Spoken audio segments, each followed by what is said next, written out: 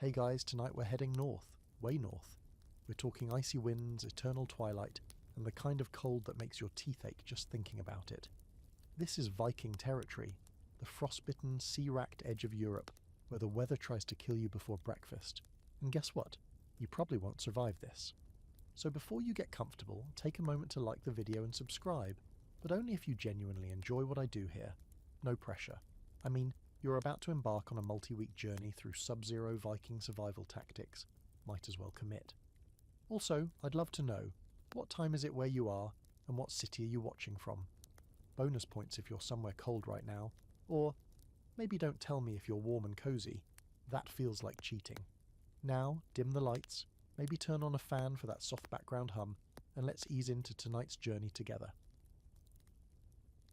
Your boots hit the frozen ground with a dull, crunching thud. You're standing on the edge of a fjord in 9th century Scandinavia, and everything around you looks like it's been dipped in frost. The trees are bare, the skies are leaden grey, and the air slices across your cheeks like you just insulted it in Old Norse. Somewhere in the distance a wolf howls, not for drama, but because that's just what they do out here. Welcome to the north. You turn toward the wind and immediately regret it. Your eyelashes freeze together. Your nostrils do that fun thing where they stick shut for a second. It's late November by Viking reckoning, and already winter has arrived like a drunken god slamming the door behind him. Let's be honest, you're wildly unprepared. You've got your modern layers, your synthetic fibres, your city-born assumptions about how cold can really get. But the Vikings, they were built different, literally. Stockier, tougher, and more psychologically prepared to spend 6 months of the year hearing nothing but the wind and the dull chewing of a goat inside a longhouse. You trudge forward, over frozen earth, following a faint trail that winds along a ridge. Beneath your feet the dirt is so hard it rings under your steps. Somewhere below, you hear the groan of shifting ice on water, a sound like the world's largest door creaking open. It's the fjord cracking its knuckles. Let's break something to you early. The Vikings didn't just survive in this, they thrived. For centuries they farmed, fished, raided, traded, and built a civilization in this borderline unlivable climate. But they didn't do it with sheer brawn alone. They had tricks, tactics, systems, and a very strong incentive to not die. Right now, you're walking toward your first real Viking encounter. At the edge of a birch forest stands a small homestead. More of a cluster of low buildings made of turf, timber and stone, their rooftops covered in snow and goat prints. You smell smoke on the air, that's a good sign. Not all smoke in the Viking world was bad, some meant raiders, but this smells like warmth, like pine and peat, maybe even stew. You press on. As you approach, 2 kids in wool tunics watch you from a snowbank. One of them is holding what appears to be a dead fish like it's a prized weapon. The other is gnawing on a chunk of frozen bread. They don't say anything, just stare. Vikings weren't rude, but they didn't waste energy on pleasantries in this weather. You nod, they nod back. Viking diplomacy, achieved.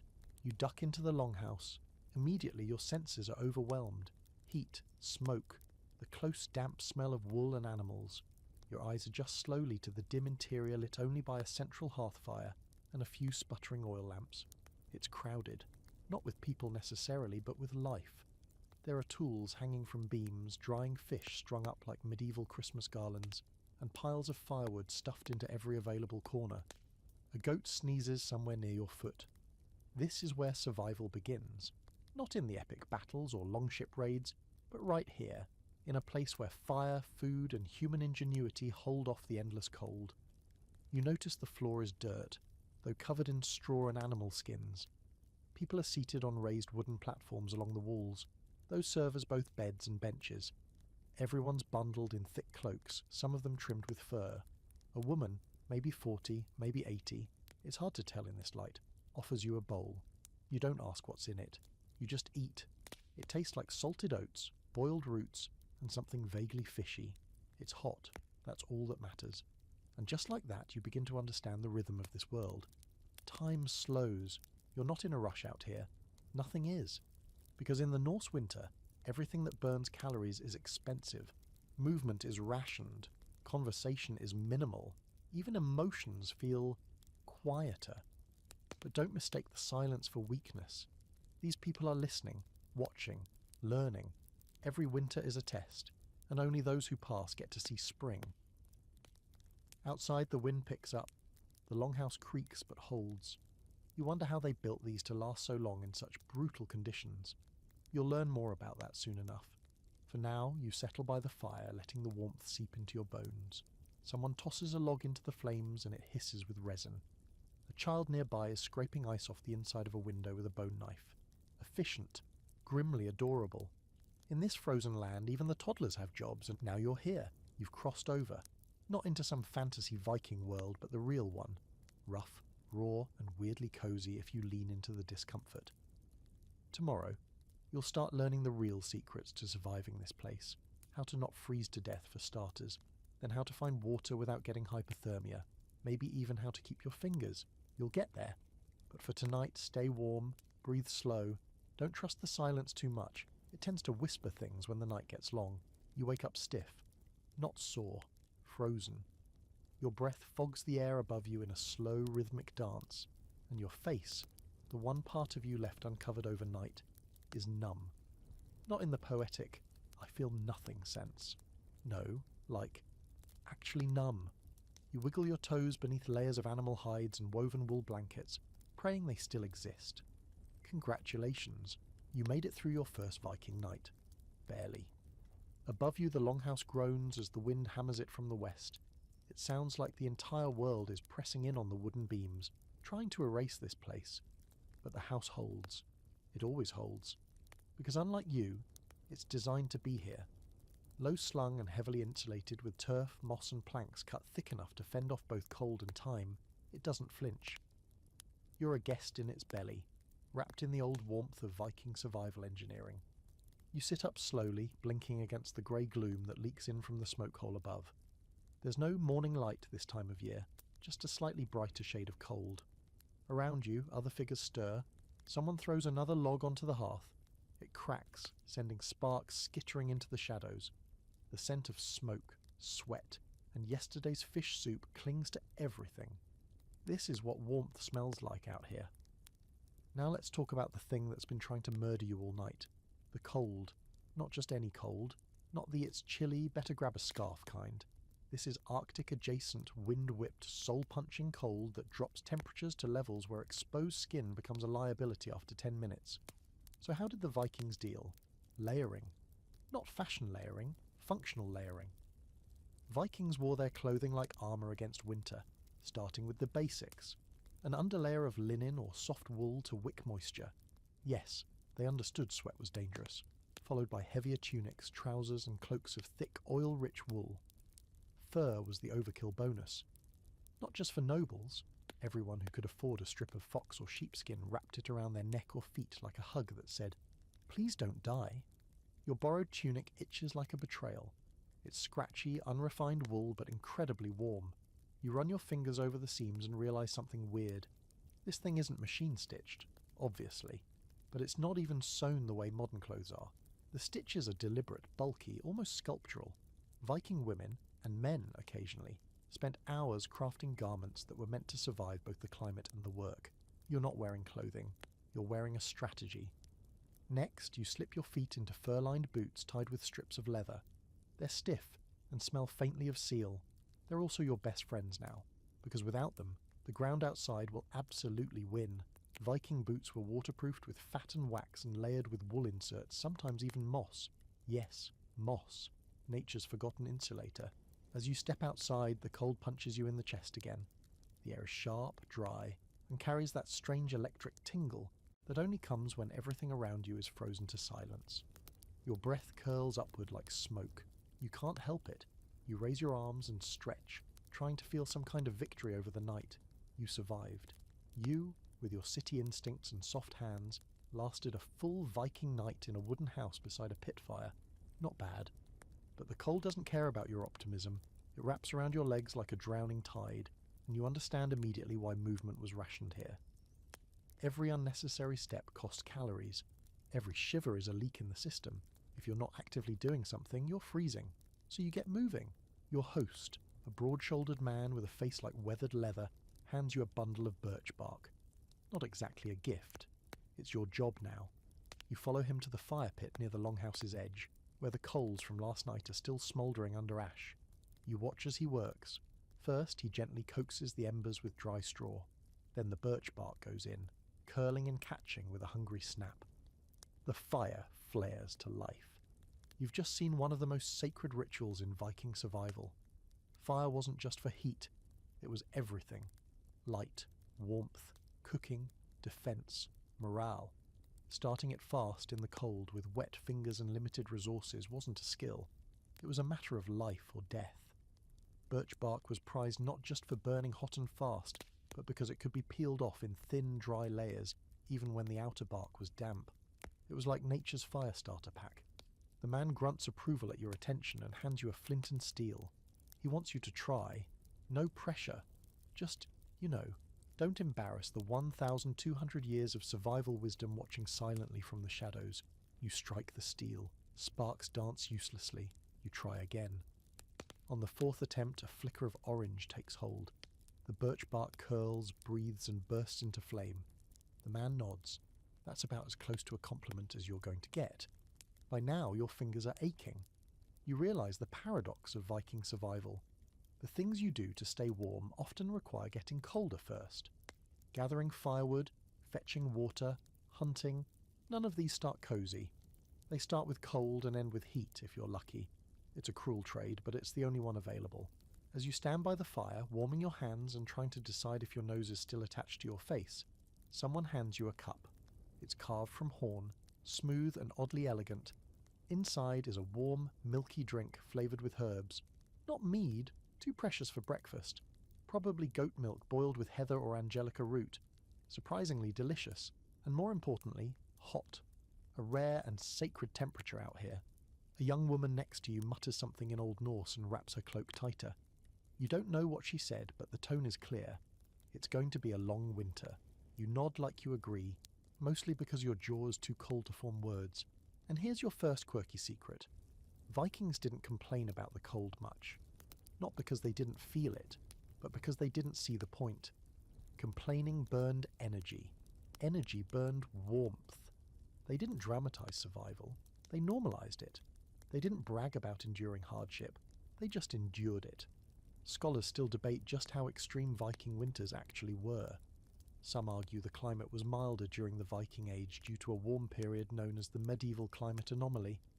Others insist the cold in higher latitudes like Iceland and Greenland was just as brutal then as now. The truth is probably in between. Cold enough to kill, but familiar enough to survive. So now you know the baseline. The first, unglamorous secret. You don't fight the cold. You cooperate with it. You layer, you move with purpose, and you keep the fire alive. Not just in the hearth, but in your own stubborn refusal to freeze. You're not sure if it's the warmth finally sinking into your bones or the hot goat milk gently swishing around in your stomach, but for the first time, you're starting to feel like you might not die today. Probably, possibly, depending on how the next few hours go. Because here's the thing. The fire that just saved your morning. That tiny flickering god you nursed to life with birch bark and pure willpower.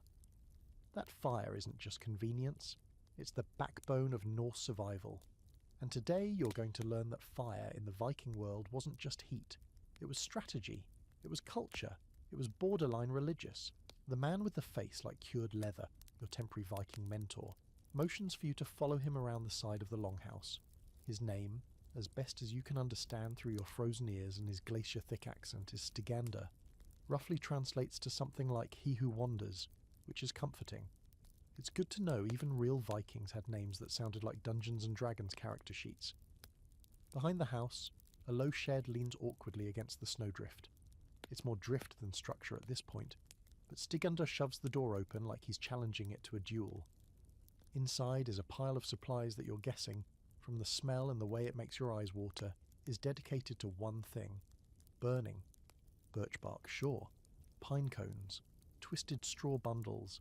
Charred linen scraps, resin-dripping pinewood chunks called fatwood, a few sun-dried animal turds. You're not judging. If it burns, it's fuel. And in the Norse winter, everything becomes about fuel, acquiring it, preserving it, and knowing when to use it. Waste a log today, and tomorrow you might be learning the difference between frostnip and frostbite the hard way. You pick up a chunk of that fat wood. It's dense, sticky, and smells like Christmas had a baby with a mechanic's garage. It lights instantly when Stiganda touches a coal to it.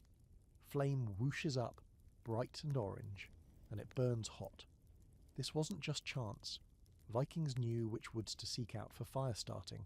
Pine, spruce, juniper, they weren't just trees, they were tactical resources, and they didn't just chuck wood on a fire all willy-nilly either. Fires were built, with airflow in mind, with burn rate calculated, with placement that meant the difference between life and lung rot. Every home had a central hearth, not off in a corner, not portable, dead centre. Why? Because a central hearth not only radiated heat evenly, it also anchored the social structure. At night, people literally arranged their sleep around the fire like spokes around a wheel. The closer you were, the warmer you stayed, which meant, yes, proximity mattered. The elderly, the sick, infants, they got the inner circle, and probably the best smells too, unless you count goat. As you head back inside, your face now pleasantly tingling rather than aggressively trying to detach itself from your skull, you notice something you missed before. The layout of the longhouse isn't just practical, it's intentional. Everything revolves around the fire. The benches are tiered, the ceiling opens just above the hearth. Cooking implements hang within easy reach. Even the bedding has fire logic. Thickest furs down low, woven wool and blankets up top to trap rising warmth. Someone's already started boiling water in a blackened pot over the flames. You ask what for. They answer with a shrug that could mean anything. Tea, soup, bone broth, hot water just for the sake of hot water, all valid. In the frozen north, the mere act of heating something makes it valuable. You begin to appreciate why fire was treated with almost spiritual reverence. And that's not exaggeration. The Vikings literally had a fire goddess. Her name was Logi, and while she wasn't one of the major Aesir gods like Odin or Thor, she was respected. Feared even. Fire could warm you, yes, but it could just as easily kill you, burn your house down or smoke you out. It was treated like a wild animal that lived with you. Useful, essential, but always ready to bite. You squat by the fire now, trying to dry the edges of your boots. Stiganda's daughter, maybe 10 years old, silently hands you a charred stick and motions for you to scrape your soles clean. You follow her lead. Embers pop nearby. The longhouse smells like burning pine resin and singed wool. She shows you a trick next. A little metal box filled with smouldering punkwood. Half-burned chunks of fungus or tree bark that smoulder instead of flame. It's the Viking version of a Zippo. They'd keep it tucked in their belts, wrapped in cloth to retain heat so they could start fires quickly without flint every time. A tiny ember cradled all day, passed from house to house, almost like a sacred flame. That's your quirky fact of the night. Vikings sometimes carried fire with them, literally, not metaphorically. Like, hey, I need to light a fire later, and I don't want to screw around with wet flint in a blizzard, so let me just tuck this ember in my coat next to my kidneys and hope I don't spontaneously combust. And while we're nerding out, here's a debate historians still haven't settled. How did Vikings light fires reliably in bad weather? Some argue they were just better at flint and steel than we are now. Others think they used sunstones, crystals to find the sun through clouds and ice, which helped them align their hearths and shelters for maximum warmth. Some even suggest there may have been regional techniques lost to time, secret fuel mixtures, resin recipes, or fire-starting chants passed through oral tradition. Who knows? Fire isn't just science, it's culture too. You lean back now, finally warm, like truly warm. Not fake warm, where your skin's hot but your soul is still shivering, your face is flushed, your fingers are limber again, and you start to understand the strange psychological shift that happens out here.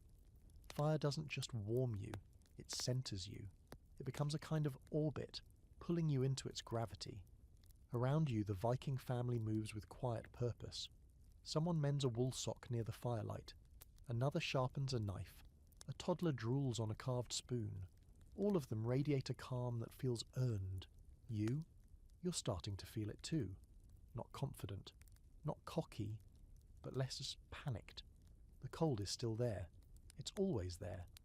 But now you've got a little pocket of heat, a flicker of safety in a landscape that eats the careless. Tonight, when the wind howls and the roof rattles and frost laces the walls, you'll remember today. You'll remember how fire isn't just warmth, it's survival with teeth. And tomorrow, you're going to see how the longhouse itself is part of the plan. Because when you live in a frozen world, every log, beam and goat skin has a purpose.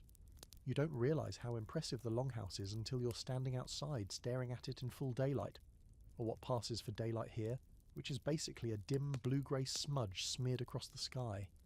At first glance, the structure looks more like a long burial mound than a house.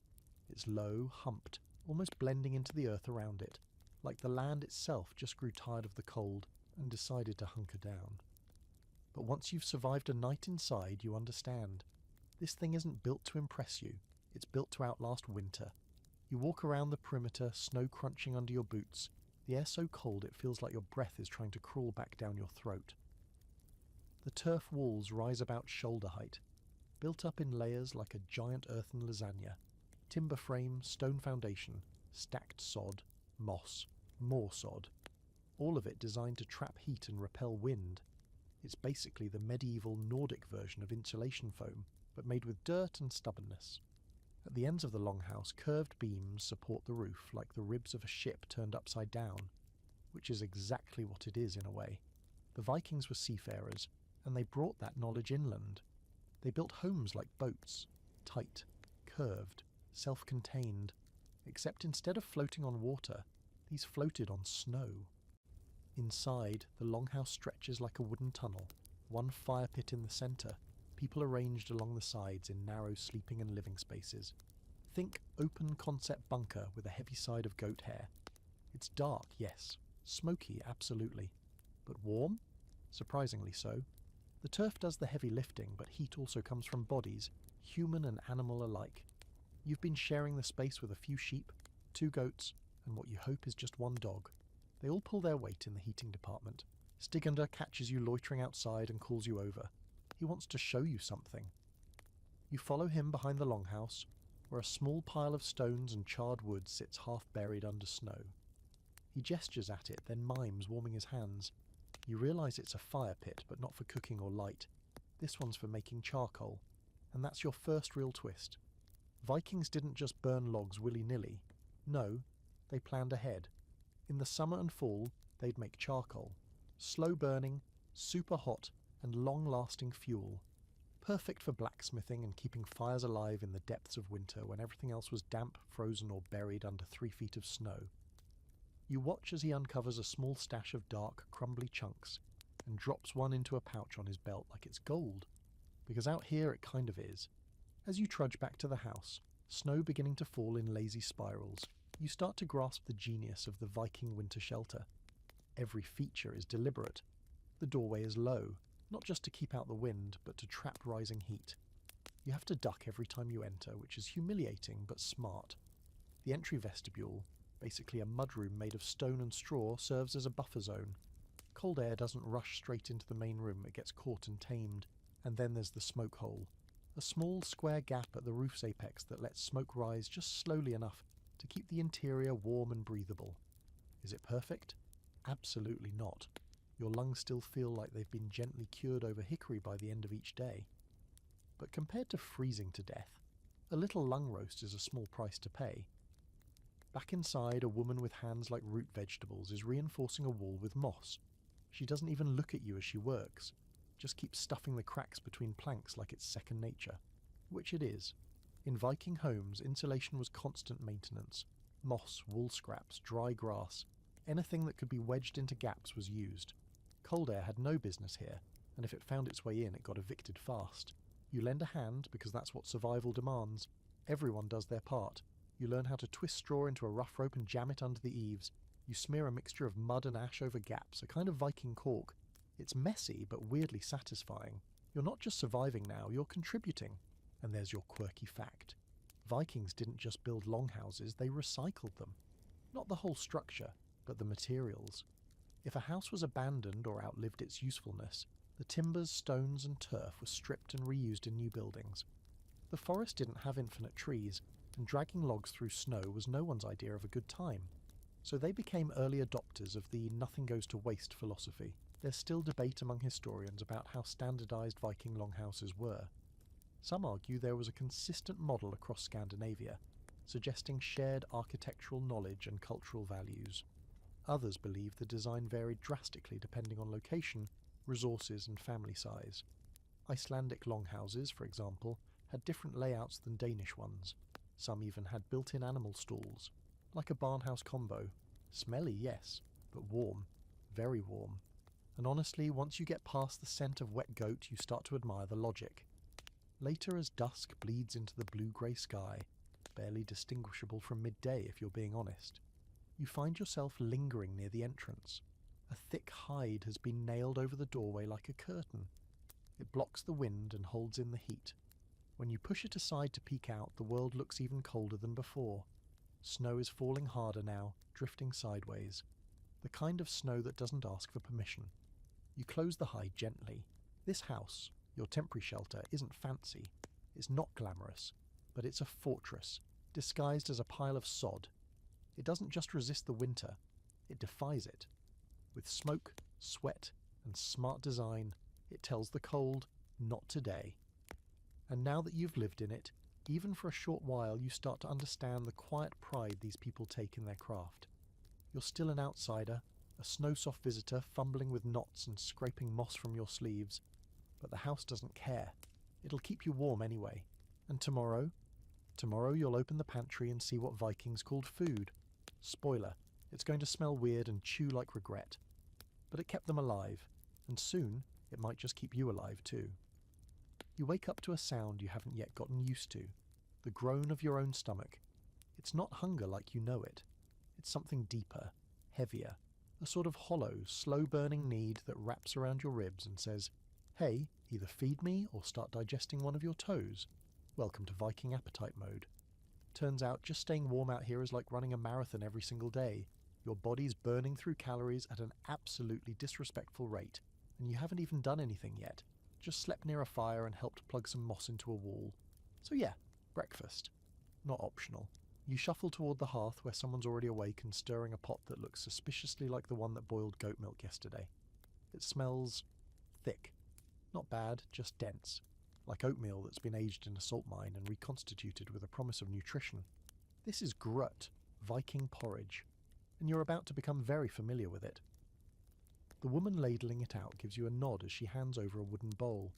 She's got that Viking expression, neutral, unsmiling, but not unkind. It's like everyone's default setting is mildly disappointed teacher, even when they're feeding you. You mutter a thanks and plop down on a bench still warm from someone else's backside. You take your first bite. It's hot, burns the roof of your mouth in that sneaky, slow way. The taste is a complicated symphony of blandness. Oats or barley, maybe rye, a pinch of salt if you're lucky. No sugar, no fruit.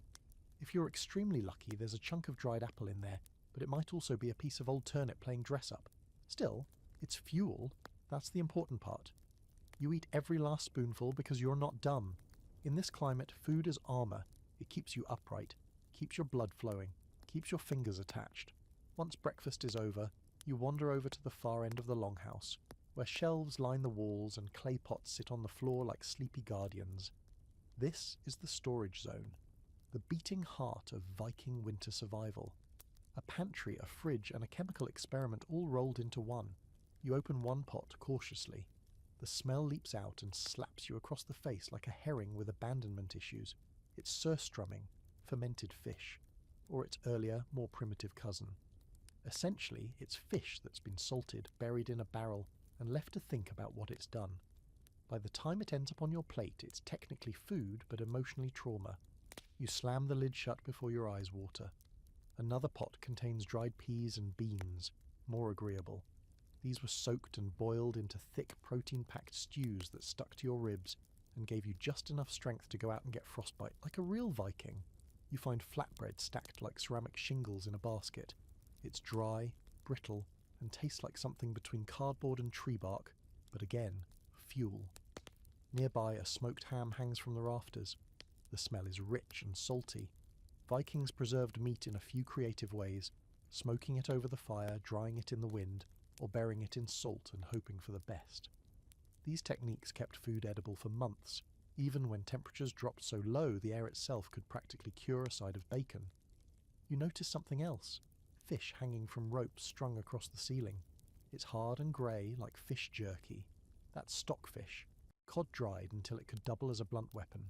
To eat it, they'd have to soak it for hours and then cook it into a stew or bash it with the back of an axe until it gave up its secrets. It's said that some families pass stockfish down through generations like edible heirlooms. Chewy? Yes. Enduring? Also yes. You finally ask Stigandra about their winter food strategy. He points to the ceiling and says one word. Lagering. Storage. Everything was about planning. You didn't just catch enough to eat today. You caught enough to survive February, which meant smoking, salting, drying, fermenting, and praying the weather didn't spoil your stash or freeze your water barrel into a medieval ice cube. And here's a quirky little twist.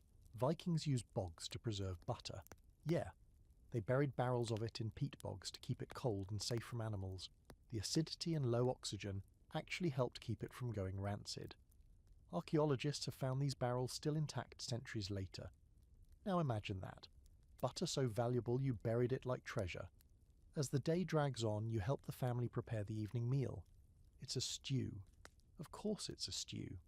You toss in root vegetables, parsnips, turnips, maybe a sad carrot, then some dried peas, a chunk of meat from the smokehouse, hacked into vaguely cube-shaped portions, and herbs, dried angelica, yarrow, and whatever else they gathered back in the summer like they were stocking a potion shop. The pot hangs over the fire, simmering slowly. The smell builds, earthy and rich. Your stomach rumbles again, which feels ridiculous because it never really stopped. But this is real food now. Hot food. Food that means you're going to see tomorrow. You sit near the hearth, bowl in hand, watching the others eat. There's no rushing, no scrolling, no talking really, just slow, methodical chewing. You notice a pattern. Meals aren't social events. They're recovery. Eating is just part of the daily ritual of not dying. There's some scholarly debate about how often Vikings ate meat. Popular myth paints them as carnivores with axes, tearing into venison and boar like a Norse BBQ every night. Reality was humbler. Meat was reserved, carefully rationed. Fish was more common. So were stews bulked out with beans and grains. When you did get meat, you used all of it. Blood sausage, organ meat, bone marrow boiled into broth. Waste was a luxury no one could afford. The stew finishes bubbling. You dig in, the heat spreading through you like a small sun lit behind your sternum. It's salty, a little chewy, but weirdly comforting. A flavour that says, yes, winter is trying to kill you, but here, have a spoonful of defiance. You scrape the bowl clean, then lick the spoon because honestly, you're not proud anymore. Out here, pride freezes first. You're starting to see the rhythm now. Wake up, layer up, get warm, eat, move just enough to earn the next meal. The Vikings didn't build civilization with speed. They built it with patience, preservation, and very stubborn porridge. And tomorrow? Tomorrow you find out just how clean these folks stayed while huddled together in a hut full of livestock and lukewarm fish fumes. Spoiler, it's more shocking than you'd think. You know that stale locker room smell that hits you after gym class when someone forgot their socks in a backpack for a week? Multiply that by a few goats, 2 wet dogs, and a half-fermented fish. That's your current living situation. You've been politely ignoring it, because survival has taken precedence over scent. But this morning, something changes. You smell soap. Well, not exactly modern soap. There's no lavender vanilla swirl or minty fresh blast here. This scent is sharp, earthy, and slightly metallic, like ashes mixed with herbs and an attitude. It turns out today's lesson isn't about food or fire. It's about hygiene. Yeah. The Vikings actually had some. You're outside by the stream, the world still frozen solid but with the deceptive appearance of calm. Stigander's daughter is breaking ice at the water's edge with a heavy stick, muttering curses under her breath that need no translation. She motions for you to help. You do, and the two of you manage to clear a space big enough to dunk a wooden bucket. The water is so cold it almost feels hot, like it's attacking your skin out of spite. She fills 2 buckets, then nods toward a smaller outbuilding near the longhouse, one you assumed was for storing fish or regrets. Inside is a fire pit, a wooden bench, a small stack of herbs, and, miracle of miracles, a shallow bath carved from stone. It's not exactly a spa. There's no candlelight or whale song, but it's warmish, and it doesn't smell like livestock. which in Viking terms is a luxury resort. Turns out what you're in is a primitive version of a bathhouse. Not every family had one, but communal bathhouses were common in larger settlements. Think of them as smoky saunas crossed with a medieval car wash. The Vikings called them badstoffer, and if they had a free evening and enough firewood, you better believe they made time to scrub. Today is bath day. You're both horrified and excited. You strip down behind a fur curtain, and the temperature drop nearly kills you. For a moment, you think about quitting, running, disappearing into the snow and being adopted by wolves. But then you remember the fish stew from last night and decide maybe you owe it to everyone else to stop smelling like low tide. Your first bath in Viking territory begins with a bowl of warm water and a rag. No luxurious soak, no bubble bath. You dab, splash and rub at your limbs, starting to thaw your skin just enough to feel every bruise and sore muscle. Then comes the soap, a coarse lump made from animal fat and wood ash. The Viking version of lye soap. It stings a little, smells intense. But you're too distracted by the fact that you're actually clean to care. A bucket of cold water gets dumped over your head at the end, just to remind you who's in charge. You howl. The girl laughs. The goats outside seem unimpressed. You towel off with a rough linen cloth that feels like it was woven by someone who hates comfort, and wrap yourself in your wool tunic again. Still damp, still red-faced, but newly scrubbed, you step outside into the cold and feel, honestly, kind of incredible. So here's your quirky fact of the day. Vikings were cleaner than most medieval Europeans, by a long shot. Arab and Anglo-Saxon chroniclers who met Norse traders often commented, with mild disgust and envy, on how often they washed their hair, bathed and combed their beards. Vikings had grooming kits, combs, tweezers, ear scoops, all carved from bone or antler and tucked into pouches like survival essentials. You walk back to the longhouse and catch a glimpse of yourself in the shiny surface of a water barrel. You look less tragic. Your hair's still a mess, but it's a clean mess. Your skin isn't grey anymore. You're starting to blend in, just enough that no one flinches when you sit next to them by the fire. Progress. Back inside, someone's brushing their hair with a carved bone comb slowly and methodically. You watch, mesmerised. Even in the bleakness of winter, appearance matters here. Not for vanity, but for dignity. Personal grooming wasn't a luxury, it was survival of a different kind. In the cold, unwashed skin cracks. Filth invites infection. Loose hair tangles into mats that freeze overnight, so they washed. Not because they had the time, but because they had to. There's a debate among scholars about just how regular Viking bathing habits were. Some argue that weekly bathing was standard in Scandinavia, especially on Saturdays, so much so that the English word Saturday, Logadagur in Old Norse, literally meant bath day. Others think it varied depending on class, location and available water. Still, for people often painted as filthy barbarians, Vikings were surprisingly pro-soap. You even spot a jar of something dark and sticky, probably a homemade hair pomade. The main ingredient? Bear fat, for shine, hold, and an undeniable musk of wilderness. Apparently, if your hair didn't smell like it could maul someone, were you even a Viking? Later that afternoon, someone starts scrubbing the floor with a stiff broom made from birch branches. Another family member throws fresh straw onto the packed earth, spreading it around to absorb any substances that might have leaked overnight. It's not sterile, it's not even close, but it's cleaner than most medieval castles ever got. You help pour out dirty wash water into the snow, watching it steam as it hits the ground. Then you toss your rag onto the drying line and inhale. The scent of soap, wood smoke and drying herbs hangs in the air. Still rustic, still earthy, but no longer choking. You realise that cleanliness for the Vikings was an act of defiance, against disease, against decay, against the creeping, soul-sapping effect of endless cold. Staying clean was like sharpening your sword or fixing your roof. It meant you still had control. And you're starting to feel a little more human. Less like a walking meat popsicle in borrowed fur. You've eaten, you've bathed, you've sat beside the fire without being offensive to others. That's pretty much Viking luxury. Tomorrow you'll deal with other winter problems, like what happens when the snow gets so bright your eyeballs rebel. But for tonight you crawl into your corner of the longhouse, clean, full, and smelling faintly of birch ash and pride. Not bad for someone who almost cried during a sponge bath. The sun rises, if you can call it that, like a dull coin tossed onto a cloudy table. The light barely registers, but it's enough to reveal what the night left behind. Fresh snow, frost blooming on every surface and your breath, still coming in visible clouds as you step outside. But today isn't about temperature.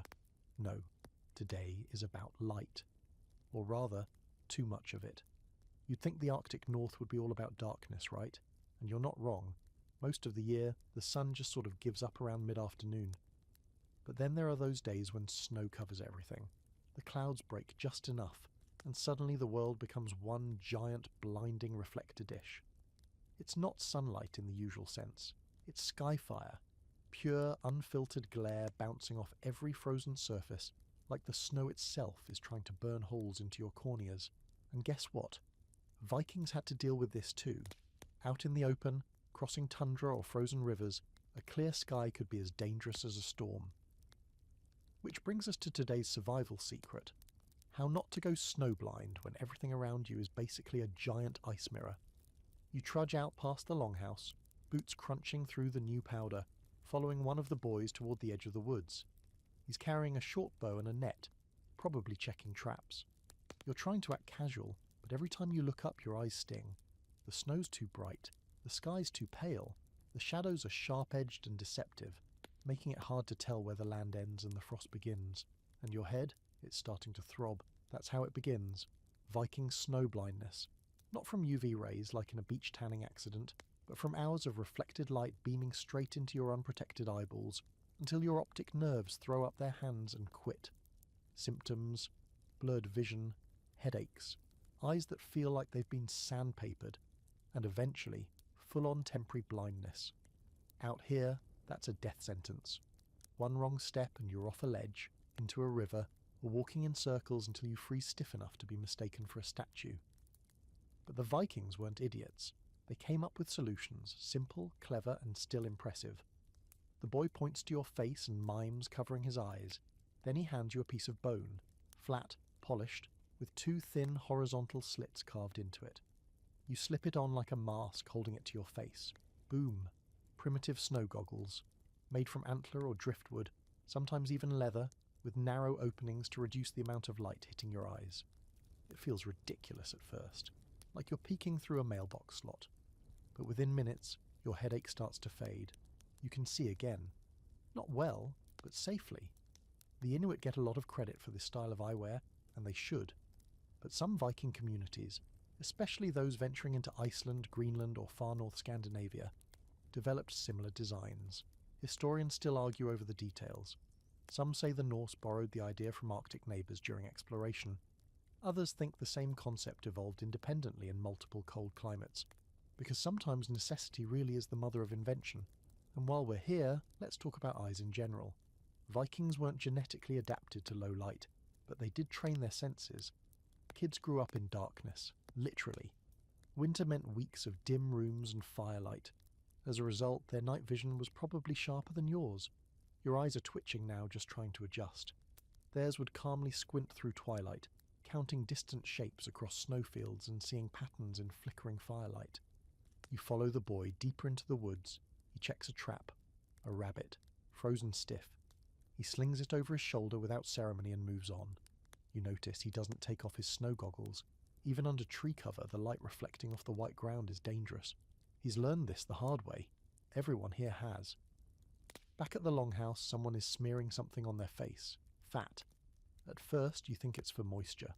Cold weather dries everything out after all. But it turns out this is another snow defense. Animal fat, usually from seal or pig, gets rubbed on exposed skin to protect against both windburn and light reflection. Turns your cheeks into greasy mirrors. Attractive? Number? Effective? Absolutely. There's even an Old Norse word for this kind of fat protection. Skin fet. It might sound like a villain from a fantasy novel, but it's literally just skin fat. Simple, brutal, useful. Everything in Viking life boiled down to those three principles. Later that day, the sun dips low again, casting long blue shadows across the snow. You step outside with your eyes fully adjusted now, your borrowed goggles still hanging from your belt. You scan the horizon and realize something. Out here, visibility is survival. Being able to spot predators, track animals, avoid hazards, and signal allies. That all depends on your ability to see in punishing conditions. And here's your quirky historical fact. Viking sailors may have used a special tool called a sunstone to navigate during cloudy or low-light days. It's a kind of calcite crystal that polarizes light. By rotating it and observing the brightness of the sky through it, you can determine the sun's hidden position.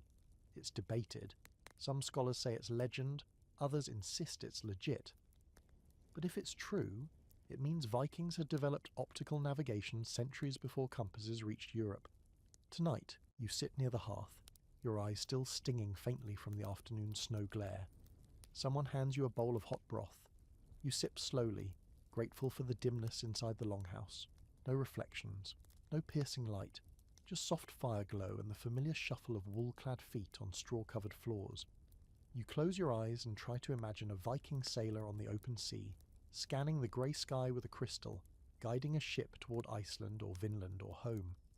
That kind of vision, literal and metaphorical, is what allowed these people to push beyond the known world. But they didn't do it with brute force. They did it with cleverness, with snow goggles and sunstones, with bone tools and seal fat. You've survived another day without going blind, small win. And tomorrow, you'll need that vision, because snow is no longer just something to see, it's something to move through. And if you thought walking in a blizzard was tough, wait till you learn how the Vikings basically skied their way into legend. You wake to a sound that's become oddly comforting. Wind rattling the turf roof like a giant trying to shake the house loose. It's relentless, howling through the gaps in the doorframe, pressing at the walls like it's offended this place still exists. But you're not shivering. That's a first. You're wrapped in a cocoon of wool, the Viking miracle material, and for once, it feels like you've won some small battle against the cold. The longhouse is still dim, even though it's technically morning. A few people are stirring near the hearth, the fire already revived and snapping with new life. You sit up, stretch, and feel the stiff pull of wool against your skin. It's scratchy, a bit damp from yesterday's snow, and smells faintly of smoke and sheep, and yet, you wouldn't trade it for anything. Today's story isn't about food or fire, it's about the thing wrapped around your body that's keeping you alive without even asking for thanks. Today is about wool, not the trendy, overpriced designer type. This is Viking wool, thick, durable, coarse, and the single reason you haven't frozen solid in your sleep. You shuffle over to the fire and warm your hands while watching someone, an older woman with arms like braided rope, spin wool with a drop spindle. It's hypnotic. She pulls fibres from a basket of raw fleece, twisting them between her fingers and letting the spindle hang and spin like some ancient fidget toy of the gods. The thread builds slowly, inch by inch, feeding onto the spindle's shaft until it's full. This is where it all starts. Sheep, and a lot of patience. Viking sheep weren't like modern ones. They were smaller, hardier, and frankly, looked like they were born ready to fight a blizzard. Their wool came in dual coats, an outer layer called tog, long and water-resistant, and an inner coat called thel, soft and insulating. Vikings would separate these layers and use them for different purposes. The tog got woven into cloaks and outer garments, thel into underclothes, and anything meant to be worn next to the skin. You're wearing both right now, and you're thankful for every itchy, slightly damp, possibly goat hair contaminated thread. A few feet away, a younger girl is weaving wool into a strip of fabric using an upright loom. The setup is deceptively simple. Just a few vertical beams with weighted strings dangling like roots. But the work is exacting. She moves with a rhythm that suggests she's been doing this since she could walk. Weaving was a major task in Viking life, especially during winter, when outside work was limited, and staying busy inside meant staying warm and sane. Clothing didn't come cheap or fast. A single tunic might take weeks to make, from shearing to spinning to weaving to sewing. Vikings didn't just make clothes, they invested in them. A well-made cloak could be passed down like an heirloom or even used as currency. In fact, some legal texts from the era list cloth as a valid form of payment. You didn't just wear your wealth, you wove it. You wander over to the drying line strung along the rafters. There are cloaks hanging there, some thick and dark, others dyed with subtle colours, brown, green, ochre. Natural dyes made from plants, bark, lichen. Vikings weren't fashionistas, but they appreciated colour when it served a purpose, like identifying clans or just breaking up the monotony of looking like a walking sheep all winter. You reach up and touch a cloak. It's stiff from snow but still warm. That's the magic of wool. It insulates even when wet. Unlike cotton, which soaks and freezes into a punishment blanket, wool traps heat inside its curly fibres, keeping you warm even in sleet or snow or whatever that icy slush was yesterday. It's like nature made a fabric specifically for not dying outdoors. One of the boys walks past you wearing wool leggings tied with leather thongs. Not stylish exactly, but practical. He's got on a woven tunic, mittens, and something that looks like a balaclava made from felted wool. Basically a Viking hoodie. You're learning that the Norse approach to winter fashion was less about looks and more about functionality, with a side of grim determination. As midday rolls in, indistinguishable from mid-morning, you find yourself helping card fleece. It's messy, slow work. You use a pair of flat paddles with tiny metal spikes to brush the wool, detangling and aligning the fibres for spinning. After about 5 minutes, your arms are tired, your patience is waning, and you've inhaled more fluff than any human should. The woman across from you doesn't even blink. She's been carding for an hour, maybe 2. And here's your quirky fact. Viking wool wasn't just used for clothing, it was also used for insulation, wicks for lamps, and even boat caulking. That's right. They'd stuff wool mixed with tar into the seams of longships to keep water out. Basically, if it could be plugged with wool, it was. You're starting to understand that survival up here wasn't about brute strength. It was about resourcefulness. The sheep gave wool, the wool gave warmth, the warmth gave time. Time to think, time to build, time to make it through the long dark without becoming a sad frostbitten footnote in history. Scholars still argue about the exact methods the Norse used to process wool. Some think fulling, washing and beating the cloth to make it denser, was common, while others believe most fabric was simply worn stiff with time and weather. What's not debated is this. Wool was sacred. Not in the religious sense, but in the don't squander it or die sense. That night, you sit by the fire wearing 3 layers of wool. You're warm, not toasty, not modern heating warm, but you can feel your fingers warm, and that's good enough. Someone tosses another log into the hearth and sparks flare upward. Outside, the wind starts its nightly performance, but you barely notice. You're wrapped in a blanket that smells like lanolin and smoke and salvation. And as you drift towards sleep, you realize this scratchy, humble fibre has probably saved more Viking lives than any sword ever forged. It's not flashy, it doesn't get poems or statues, but in a land where winter eats everything unprepared, wool is the quiet hero. Tomorrow you'll need to put it to the test, because while standing still is warm, survival sometimes means going out into the snow, and you're about to learn why motion is murder in the frozen north. Unless you do it the Viking way. There's a kind of stillness in Viking winter mornings that feels both peaceful and menacing. The snow lies undisturbed, thick as a feather mattress, but with none of the softness. Your boots crunch through it with effort, not grace, each step more like a negotiation than a stride. You've spent a few days now learning the warmth tricks, the layering, the fire building, the goat-side naps. But today you find out about something just as vital, the art of staying still. Because here's the cold truth you haven't fully wrapped your city-born brain around yet. In the deep north, too much movement can kill you faster than the cold itself. It sounds backward. Isn't moving around supposed to keep you warm? Isn't that what your gym teacher used to yell when you stood still too long during track drills? But that advice doesn't apply here. Not when every breath you exhale forms a tiny crystal on your eyelashes, and every bead of sweat turns into a personal ice dagger sliding down your spine. This morning you're out with Stigander and 2 others, following a narrow trail through thigh-high snow. There's no destination, just a routine perimeter check for firewood, traps, and signs of wolf activity. You trudge along, trying to keep up, already sweating through your wool underlayers like an amateur. They stop. You don't. Your momentum carries you 2 more steps before you sink into a snowdrift and nearly tip forward like a falling tree. The others turn and stare. No one says anything, but you can feel it. The unspoken Viking lesson of the day, pace yourself or perish. So you stop. You wait. You breathe slowly, consciously. The air is so dry it steals the moisture from your lungs before you can even exhale. One of the men pulls a cloth from his belt and wipes the back of his neck, just a swipe, quick and silent. Sweat is the enemy here. It chills the body faster than wind or snow, soaking into your base layers and turning your protection into punishment. You trudge on, this time slower, deliberate. each step planted like you're trying to sneak up on winter without waking it.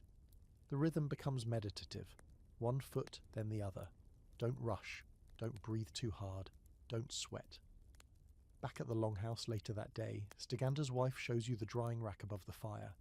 It's filled with wool tunics, socks, mittens, steam rising from each garment like they're exhaling after a hard day of pretending not to be frozen. She plucks down a pair of mittens and hands them to you. You turn them over. The cuffs are felted extra thick, the palms worn smooth. She points at your hands, then the mittens, then mimics wringing them out. The message is clear. If your clothing gets wet out here, it doesn't dry on you. It dries above the fire, or it freezes into shape and waits for spring. You've heard the term hypothermia before, probably in movies. It usually shows up right before a character dies dramatically in the snow. But out here, it's not drama, it's just Tuesday. You learn quickly that hypothermia doesn't always start with shivering. Sometimes it starts with overheating.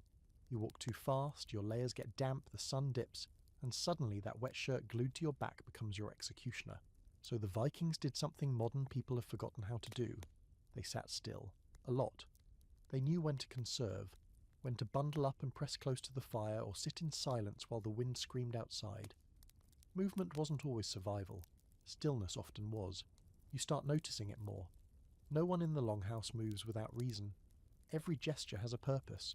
Mending a cloak, stirring a pot, adding wood to the fire. Kids fidget less. Even the goats have the decency to sit down and chew quietly. That's your quirky fact of the day. Vikings didn't just endure long winters, they used them. Winter was downtime, a break from farming, sailing, raiding. It was the season of craftsmanship and planning, spinning, weaving, tool repair, oral storytelling, teaching the next generation how not to die of something avoidable. Basically, Viking winter was the original off-season. There's a scholarly debate about just how sedentary Vikings really were during winter. Some argue they were more active than we give them credit for, still hunting, fishing and travelling across the frozen landscape. Others point to sagas and archaeology that suggest winter was a time of deep dormancy, not inactivity but intentional conservation. The likely answer? Both. Vikings did what needed to be done, but they did not waste energy on anything else. Later that night you sit near the hearth, feet stretched toward the flames. You feel the heat move through you in slow waves. You've learned by now that it's not just about getting warm, it's about staying warm after the fire fades, and the best way to do that is to build a little fortress of stillness around yourself. Less moving, more managing. You shift your wool cloak a little tighter, check your socks for dampness, and tuck your fingers into your armpits to warm them, Viking style. One of the children is doing the same. She catches your eye and gives a brief solemn nod. Congratulations, you're learning the way. You remember a story Stygander told earlier by the fire, about a man who tried to walk through a storm to visit his cousin 2 fjords away. He made it halfway, broke through thin ice, and froze with his pack still strapped to his shoulders. When they found him in spring, he looked like he'd just taken a nap. That's how quick it can happen.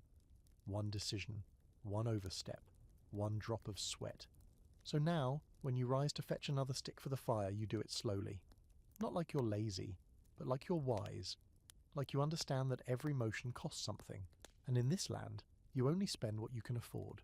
Tomorrow the motion will come. There's no avoiding it forever. The Vikings didn't survive just by sitting still after all. They had ways of moving through snow and ice that were so efficient, so ahead of their time, they basically reinvented how humans travel in winter. And next, you're going to learn how to walk on snow without sinking waist deep, or at least how not to look like a cartoon character doing it. You're standing outside the longhouse again, wrapped in wool, layered in furs, and staring at a horizon that doesn't want to be stared at. It's all white, sky, ground, trees, fused together in a way that confuses your eyes and insults your sense of direction. You blink and nothing changes. There's no contrast, no depth, just whiteness in high definition. So naturally this is the day you learn how to move in it. You're heading out with a small group, 3 adults and 1 teen, who's clearly too cool to be impressed by your flailing attempts at survival. Your assignment is simple: retrieve water. That's it. No hunting, no fighting, no falling into a glacial crevasse. Just a short trip to the stream, buckets in hand. But as you take your first few steps off the packed trail, Your legs disappear into the snow like they've fallen through a trapdoor. Everyone else is gliding. You flail, sink, curse quietly. The teen snorts. You consider adopting him just so you can ground him. Stagander offers you a wooden frame with leather straps and gestures at your feet. Snowshoes. You slide them on, awkwardly of course, then test your first step. It's strange, wide, and uncertain. But you don't sink.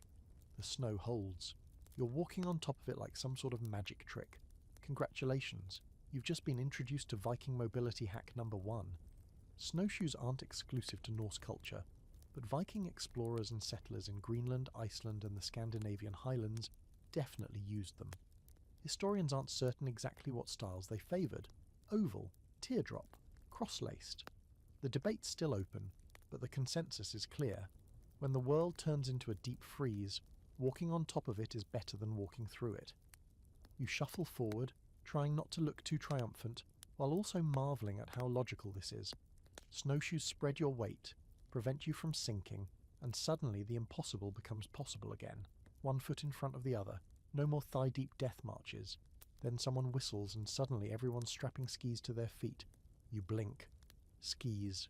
Real skis. Not the Olympic kind.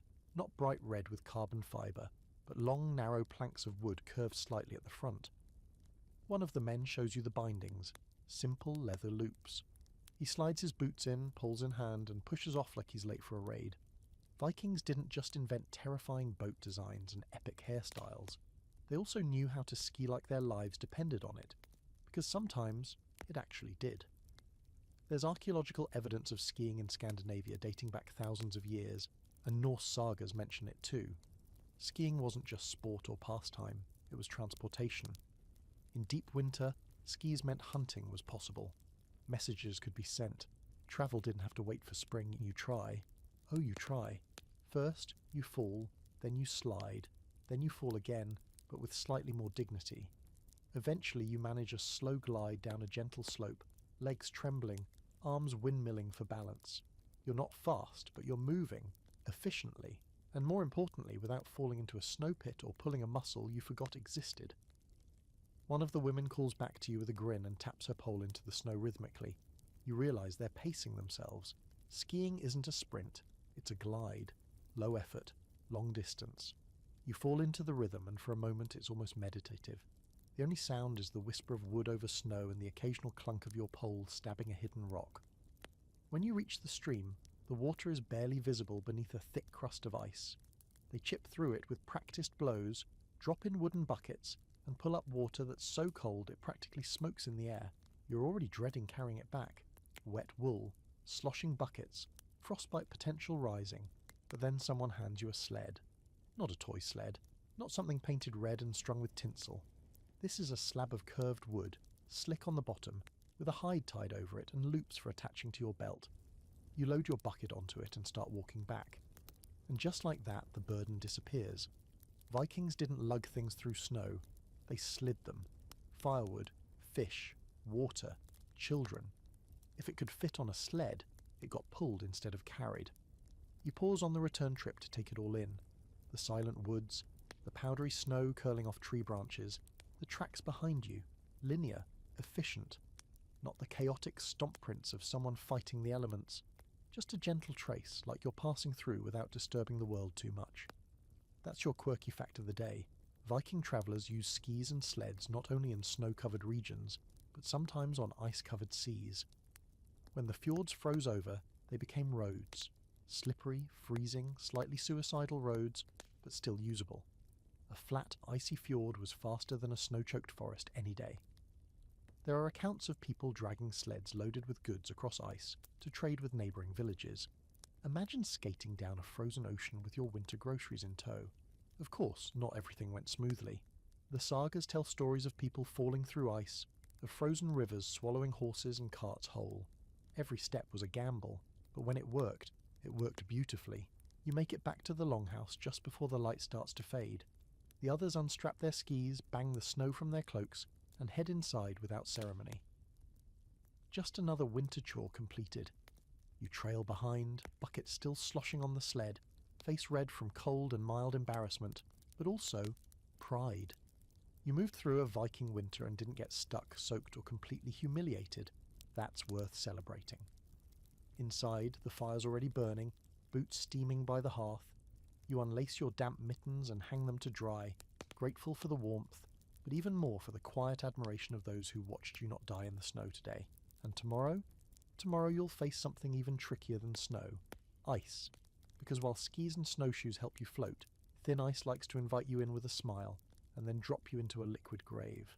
So yeah, sleep tight. The cold has stopped surprising you. That's what's alarming.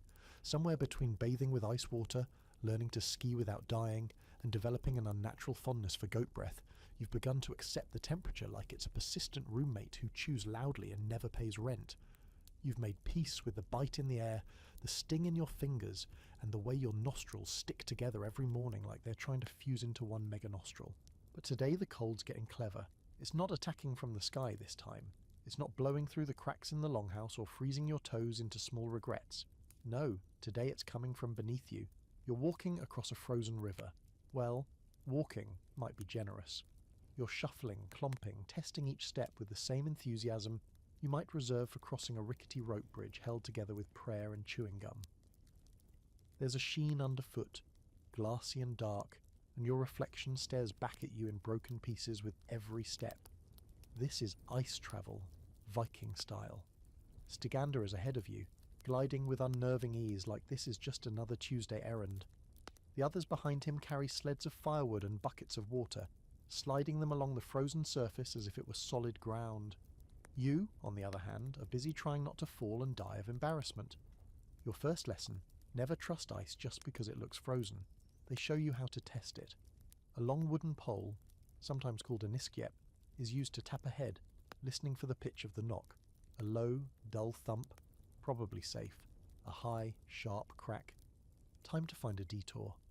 Stygander makes it look like second nature, tapping and walking, tapping and listening, like he's having a conversation with the river. You try it. Tap, step, tap, step. You listen so hard your ears start to ache. The river groans beneath you, just once, but it's enough to make your stomach drop. You freeze in place, 1 foot forward, heart in your throat, lungs suddenly uncooperative. Everyone else keeps walking, nobody's panicking, but no one's laughing either. Stygander turns, sees your face, and walks back toward you. He points down, then gestures for you to lie flat on your stomach. You do. You drop like a sack of flour, spreading your body weight wide. The ice shifts again, but less dramatically this time. You breathe. He slides a sled closer, tells you to crawl onto it, and hauls you the rest of the way across like a sack of potatoes. Dignity, gone. But life, still intact. And in the frozen north, that's what counts. Once you're across, they let you catch your breath.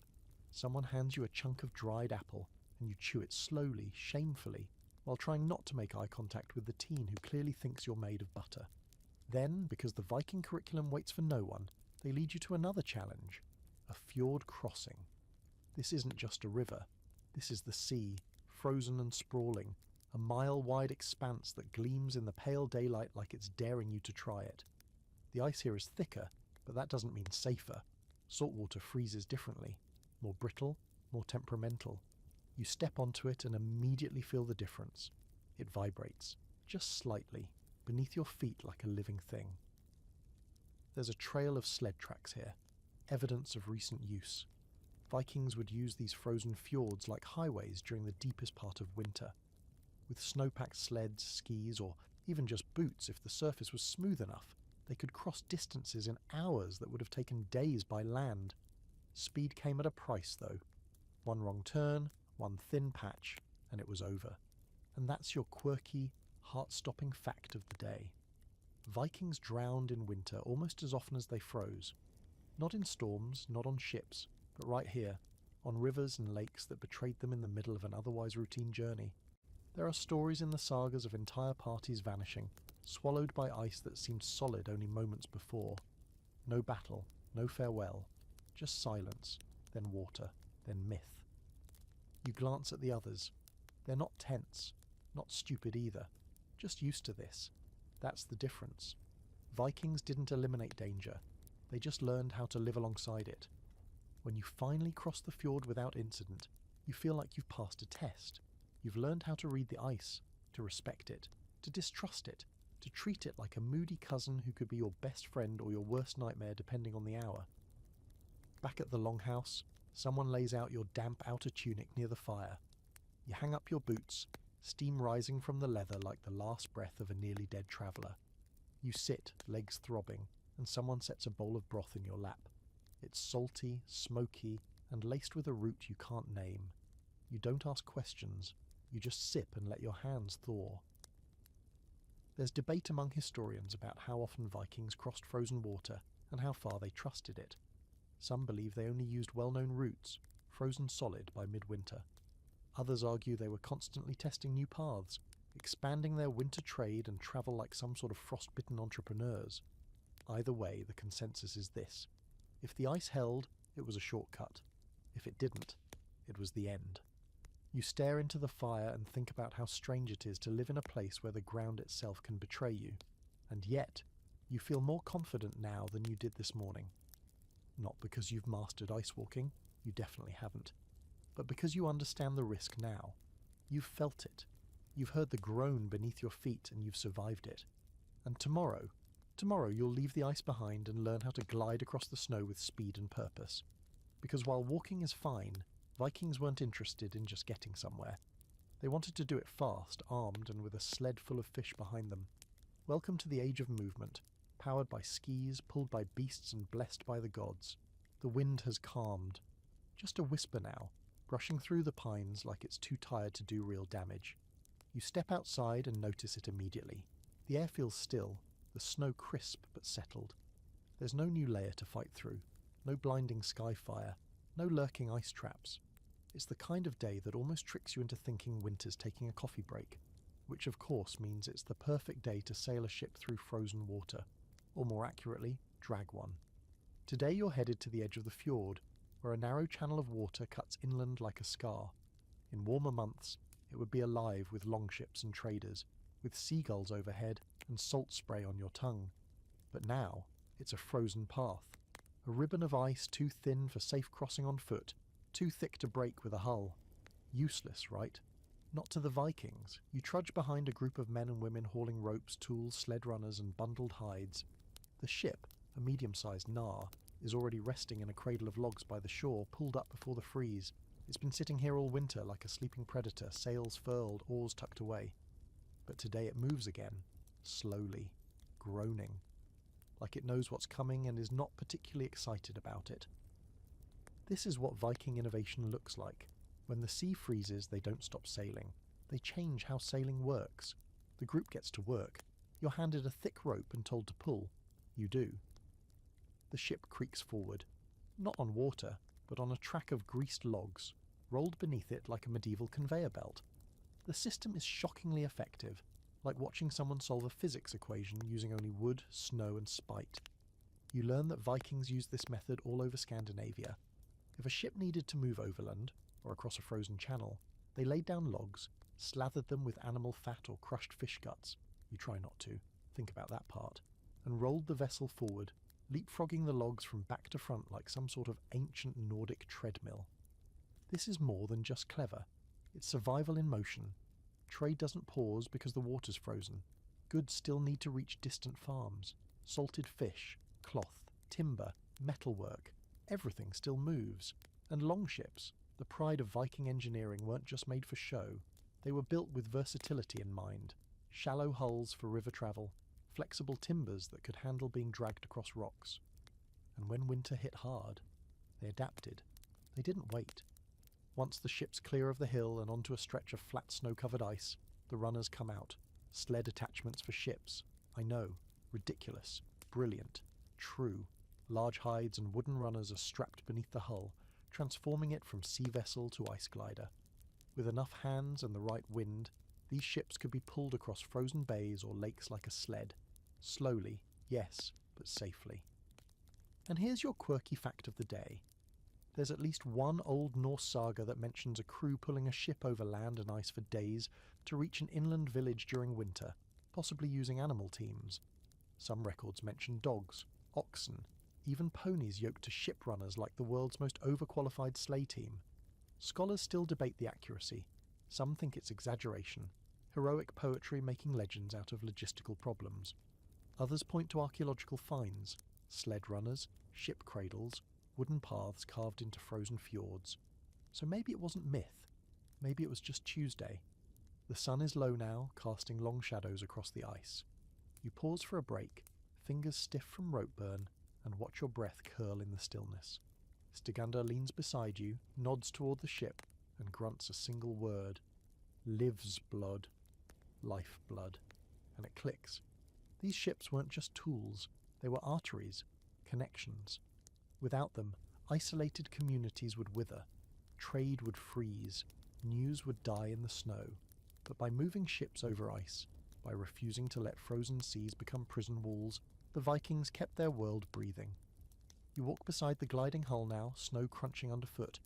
The sound of sled runners groaning across the ice has its own rhythm. Not smooth, not elegant, but purposeful. Every step is earned, every motion deliberate. Back at the longhouse, long after the ship has been secured farther down the fjord, you sit by the fire, shoulders aching. Someone tosses a knot of resinous wood into the flames, and it crackles with sharp, popping bursts. The smell of pine and smoke fills the room. One of the older men tells a story of a winter raid, when a small crew loaded their longship onto a sled, crossed a frozen bay, and ambushed a rival settlement before the spring thaw. He laughs at the end, as if to say, "Can you believe we got away with that?" You look around, the others are nodding, not surprised, just proud. Because that's the Viking way. They didn't just survive the frozen north, they moved through it, around it, over it, using whatever means necessary. And you pulled a boat across ice today. You're sore in muscles you didn't even know were allowed to hurt. But you're still here, and that matters. Tomorrow you'll leave the world of ropes and runners behind and enter the wilderness again. No ships, no sleds, just the snow, your feet, and the creatures that live within it. You're going hunting, or at least observing someone else do it with terrifying efficiency. Either way, you'd better sleep well tonight. Morning comes quietly, no wind, no creaking roof, just the soft sound of snow sliding off the eaves and thumping to the ground below like the world is exhaling. It's the kind of silence that feels heavy, like it's waiting for something. You pull on your wool layers, your stiff boots, and your newly dried mittens. You've stopped thinking of them as clothes. They're more like survival skins, soft armor for an environment that doesn't want you here. Today you're following a hunter, not a raider, not a warrior in bear pelts, just a man with a bow, a net, and a silence in his step that makes you feel like you're the loudest creature in Scandinavia. His name is Rurik. He's tall, wiry, and wears his cloak like it's a second layer of muscle. You saw him the other day sharpening his arrowheads with a focus that said, "This isn't for sport. This is so no one starves." You follow him into the woods at dawn where the snow is still untouched. You'd think all the trees and white would muffle the sound, but somehow it amplifies it. Every step you take is a betrayal. Every crunch of snow underfoot sounds like a war horn. Meanwhile, Rurik moves ahead of you like he's gliding. You'd swear his boots never even touch the surface. And that's the first thing you learn about Viking winter hunting. If you're loud, you fail. He shows you his technique. Broad, flat-footed steps. Pauses between each one. Listening more than moving. You try it. Badly. A branch snaps under your boot, and a flock of birds explodes out of a tree ahead like you just summoned a spell. Rurik doesn't even sigh. He just looks at you with the kind of patience reserved for children, and particularly dense rocks. Today's target isn't deer or elk. It's something humbler, snow hare. Easier to track, easier to carry, more realistic for winter when the big game either migrates or learns to stay very, very still. Rurik points to a set of faint tracks in the snow. You see nothing. He points again, and then slowly your eyes adjust. Small indentations, a rhythmic pattern, delicate but clear to those who know what to look for. That's when it hits you. Viking survival wasn't loud. It was observant. It was about noticing the way snow piled under certain trees, the way animal trails crossed at unnatural angles, the way birds stopped singing right before something moved in the underbrush. You follow the trail. The snow gets deeper here, and Rurik motions for you to put on snowshoes again. You do, quickly now, the awkwardness fading after days of practice. You're not elegant yet, but you don't look like a baby moose learning to walk anymore. That's progress. You come to a clearing. Rurik stops you with a hand gesture. There at the far edge of the trees is a flash of movement, white on white, a hare, just sitting, as if daring the world to notice it. Rurik knocks an arrow with the fluidity of someone who doesn't overthink. His bow is simple, elegant. Ashwood, maybe you, strung tight. The arrow flies before you fully register it, and the hare collapses into the snow without a sound. You flinch anyway. There's no celebration, no cheers, just motion.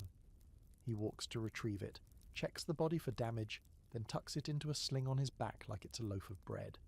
Practical, clean, efficient. Later you find yourself helping set traps, small nooses made from twisted gut hidden beneath snow and brush. Rurik places them where trails intersect, baited with crushed nuts or bits of dried berry. Trapping was essential in Viking winter life. You couldn't waste arrows on every hare, and not everyone had time for a full-day hunt. So the woods became a silent waiting machine, snares scattered across known paths, checked daily. And here's your quirky fact. Some Viking communities used hawks and falcons for winter hunting. Falconry wasn't common among all Norse people, but among wealthier landowners and chieftains, birds of prey were trained to flush out small game or even bring down birds mid-air. It's a bizarre image. Vikings in fur cloaks with predatory birds on their arms, but it happened. Elegance and blood side by side. You hike back toward the longhouse, the hair still warm in Rurik's sling, your limbs sore from snowshoeing and crouching, and all the muscles required to be quiet. Your breath comes in soft clouds now, no longer heaving. You've learned the pace, the rhythm. That night you help prepare the meal. The hair is skinned with practiced movements, the hide carefully cleaned and stretched outside. Nothing is wasted. Meat goes into the stew, bones to the tool pile. Even the feet might get tied into a child's toy or charm. Rurik sharpens his blade beside you and says nothing. You don't need words. Today's success speaks for itself. There's a scholarly debate about how important hunting really was to Viking winter life. Some argue it was supplementary. Most food came from preserved stores. Others believe that in lean winters or isolated homesteads, hunting made the difference between scraping by and starving. The truth, as usual, lies somewhere in between. But what you've seen today, it matters. You sit by the fire, the smell of fresh meat rising with the steam of the stew pot. It's different from the salted or smoked food you've gotten used to. Richer, cleaner. It's the flavour of something earned, and that makes all the difference. Tomorrow you'll learn about Viking animals, not the ones in the wild, but the ones that live with you, work beside you, and sometimes warm your feet when your fire gives up for the night. Dogs, horses, sheep, companions with hooves and claws. Get ready to appreciate just how much survival in the frozen north depended on four-legged friends.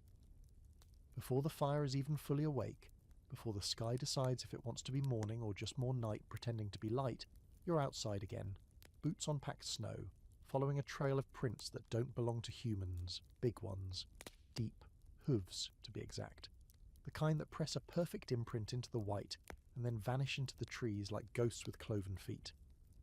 Today you're learning how Vikings hunted when everything was frozen, when fields were buried under snow, rivers turned to bone, and the only meat left walked on 4 legs and could outrun you in 10 strides. You've been told the goal is reindeer, not the jingle bell kind either. These aren't Rudolph and friends. These are massive, muscular beasts with hooves built like snowshoes, and a personality somewhere between a moody elk and a tank. Vikings valued them for meat, hide, bones, sinew, the whole package. But getting one, that's no easy thing. Your guide today is a man named Torvi. He's quiet, older, with a beard that looks like it could be its own Viking saga. His clothing is camouflaged in a way that's completely unintentional. Just natural hues of browns and greys, wool, fur and leather worn so long they've become a part of him. He carries a spear, long and slender, with a tip made of iron darkened by smoke. No fancy tools, no backup plan, just knowledge and patience. You begin by following the tracks through a frozen forest, the trees tall and hunched under snow, their branches reaching out like frozen fingers. Torvi pauses often, pointing at broken branches, disturbed snow, droppings. You nod solemnly at everything, understanding maybe half of it. The other half is instinct. His, not yours. Eventually you find a trail. Not a path made by humans, but a narrow corridor pressed into the snow by repeated reindeer movement.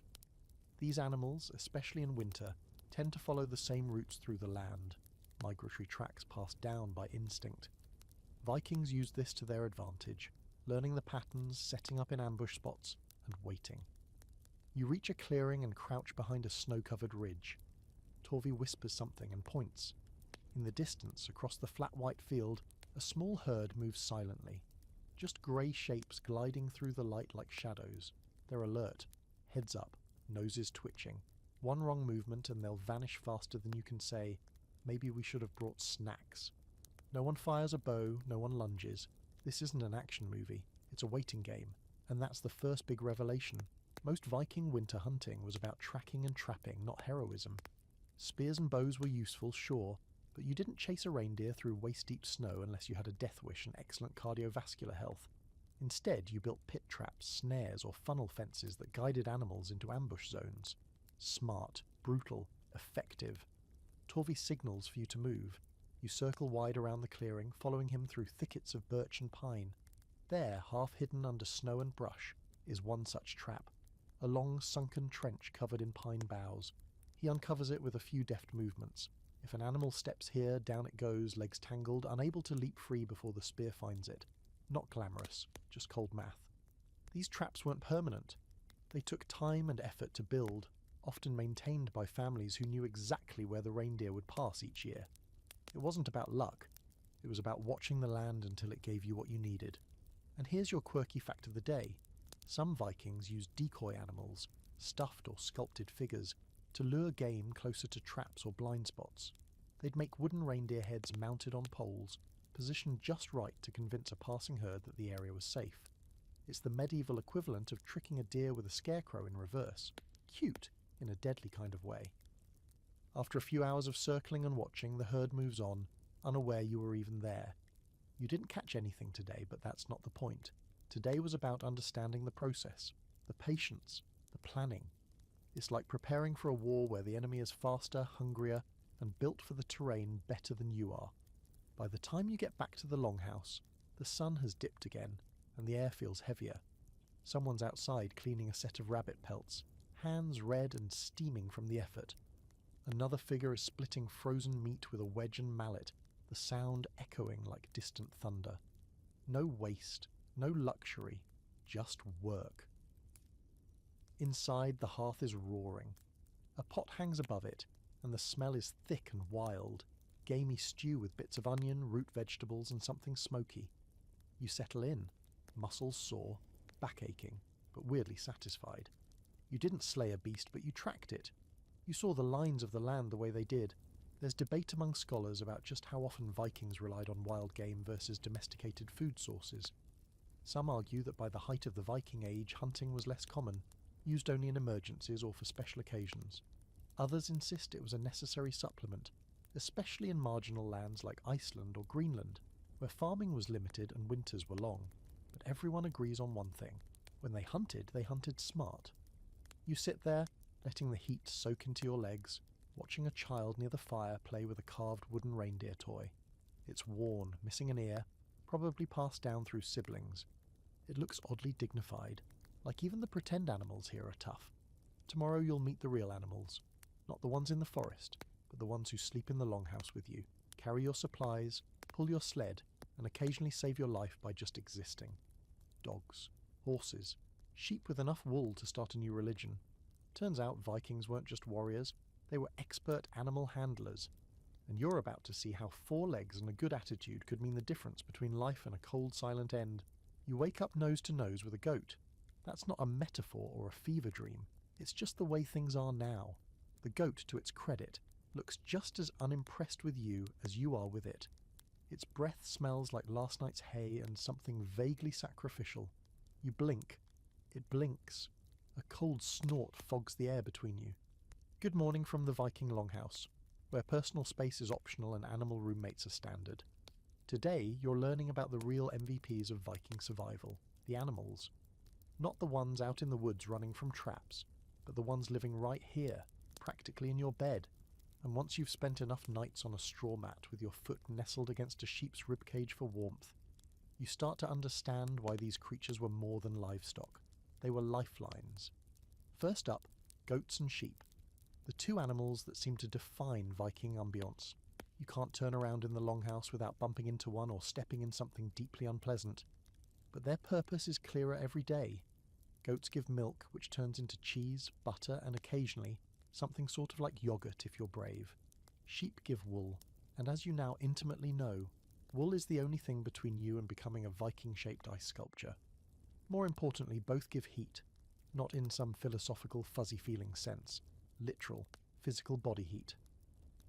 During deep winter, when the fire dies low and frost creeps across the inside of the walls, there's nothing cozier than a 100-pound sheep tucked up against your spine like a fluffy furnace with hooves. The animals aren't kept in some barn or separate shed. That's not how this works. In most Viking homes, especially during harsh winters, the animals live inside. The longhouse is divided into human and animal zones, loosely, casually, and often ignored. Your bed is here, their straw pile is there, and somewhere in between is a line that gets crossed daily.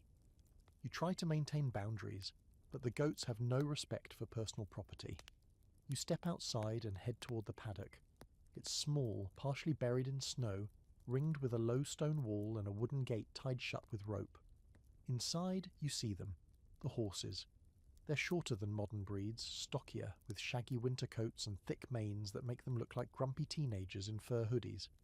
These are Viking horses, Icelandic technically. Though you're centuries early for that specific name, the type has already been refined. Small, yes, but powerful, intelligent, and with the kind of attitude that suggests they've seen things and aren't impressed anymore. One of the younger boys is brushing down a grey mare, the brush stiff and carved from bone. He's doing it slowly, methodically, like it matters, and it does. Horses were prized here, not just for transport, but for their ability to survive the same brutal conditions humans did. They didn't spook easily. They could eat scrub when hay ran low, and in worst-case scenarios, well, let's just say they weren't just transport. They were calories. No one wanted to, but if it was them or you knew how that story ended. You help shovel snow out of the trough, then carry buckets of warm water from the hearth to pour in. The horses drink slowly, steam rising from their nostrils like dragons trying not to be dramatic.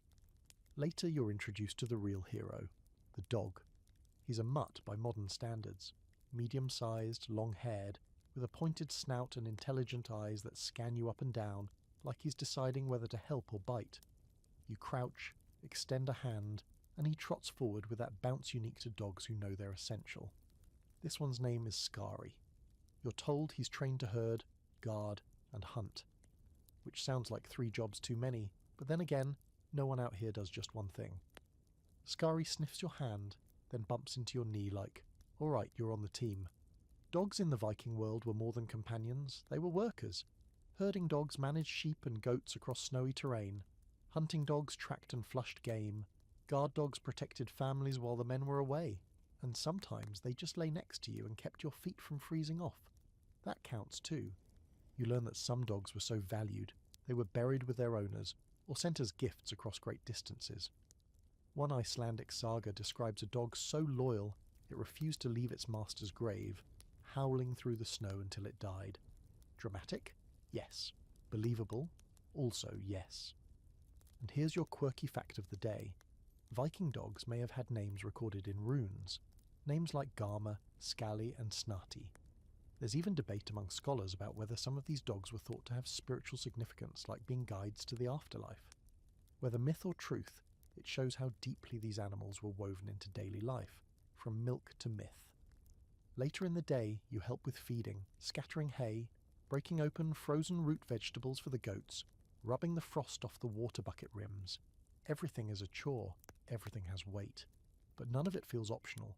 These animals aren't background noise, they're partners.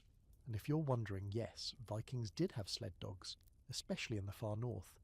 Huskies and Spitz types were used to pull loads across snow, just like they would be centuries later in Arctic expeditions. In parts of Greenland and northern Scandinavia, sled teams were vital. They weren't just for speed, they were for survival. When rivers froze and roads disappeared, dogs became your last connection to the world. You sit by the fire that night with Skari curled against your legs, a goat bleating softly in the corner, and 2 chickens roosting where the drying herbs are supposed to be. It should feel chaotic, cramped, gross. Instead, it feels alive. The longhouse isn't just shelter, it's a hive. of people and animals working together, tolerating each other, relying on shared body heat and quiet loyalty to get through another night. You're learning now that Viking survival wasn't just about strength, it was about symbiosis. Tomorrow, you'll look at the most vulnerable members of this world, the children, the elderly, the ones who didn't fight or hunt or ride into battle, and yet they survived. Somehow. You'll see how Viking families protected their own, and the quiet strength it took to carry the week through the winter. You don't notice her at first. She's small, wrapped in layers of wool and fur like a bundle of laundry left beside the hearth. She's not moving much, just sitting on a low stool near the fire, hands resting on her knees, eyes following the flames like they've got secrets. She looks old, but not fragile. Worn, like the handle of a good knife, shaped by use. Later you see the child, maybe 4 or 5, toddling over with a bowl of warm broth. No adult tells her to do it. She just knows. She hands the bowl over without a word, then curls up next to the old woman, leaning into her shoulder like a familiar routine. They sit that way for a while, completely still, and that's when it hits you. This place is full of people who by all modern standards shouldn't be alive. Children, elders, the injured, the slow, the fragile. You expected Vikings to be all warriors and raiders, swinging axes and wrestling bears. But here, in the cold quiet of daily survival, you start to see something else. Care. Real, deliberate care. Today, you're learning how Viking families kept the most vulnerable alive during winters that could humble even the strongest. It starts with the obvious.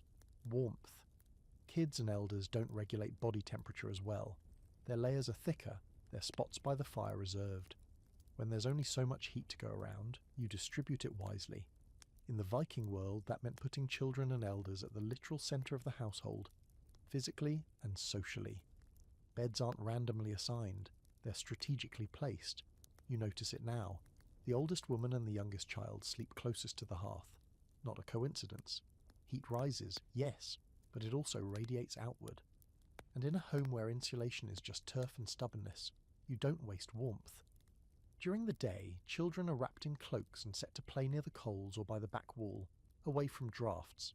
They're watched constantly, not by hovering helicopter parenting, but by a communal alertness. If someone starts coughing, everyone hears. If a child slips outside barefoot, 3 adults shout before you can blink. You step outside for air and find a teenager splitting wood. He's maybe 13, but swings the axe with precision. He stops when he sees you and gestures to the side of the longhouse, where bundles of dried herbs hang. He points to one, mutters something you can't translate, then taps his chest and coughs softly. You get it? Medicine. Vikings didn't have pharmacies, but they had knowledge. Every woman and many men knew the basics. What root to chew for a toothache, what moss to pack into a wound, what herbs to steep in broth for fever. Children learned by watching, elders taught by living. Inside you watch a woman feed her father, his hands too stiff to hold the bowl. She tucks a blanket tighter around his shoulders while explaining something to her daughter, who nods seriously, mimicking the movement. No one's complaining. No one's sighing or martyring themselves.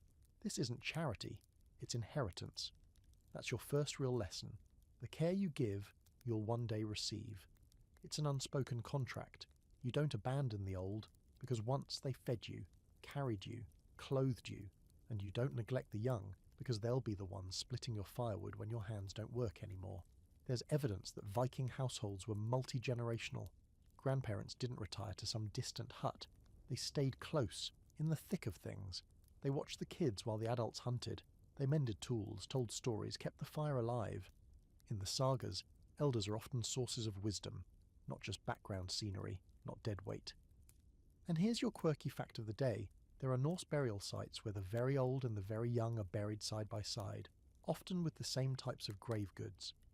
That wasn't typical in other parts of the medieval world. It suggests that to the Vikings, both ends of life were equally significant. The child who didn't live long and the elder who lived too long, they were honoured with equal gravity. You help with dinner, just chopping roots, nothing fancy, but you notice the way portions are served. Elders get first, kids next, then the adults. Again, not charity, just smart resource management. If a child gets sick, you lose future strength. If an elder dies of neglect, you lose knowledge.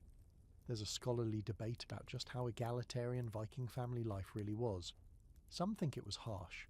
that only the strong were valued and the weak were left behind. Others argue that this image comes from warrior poetry and not real domestic life.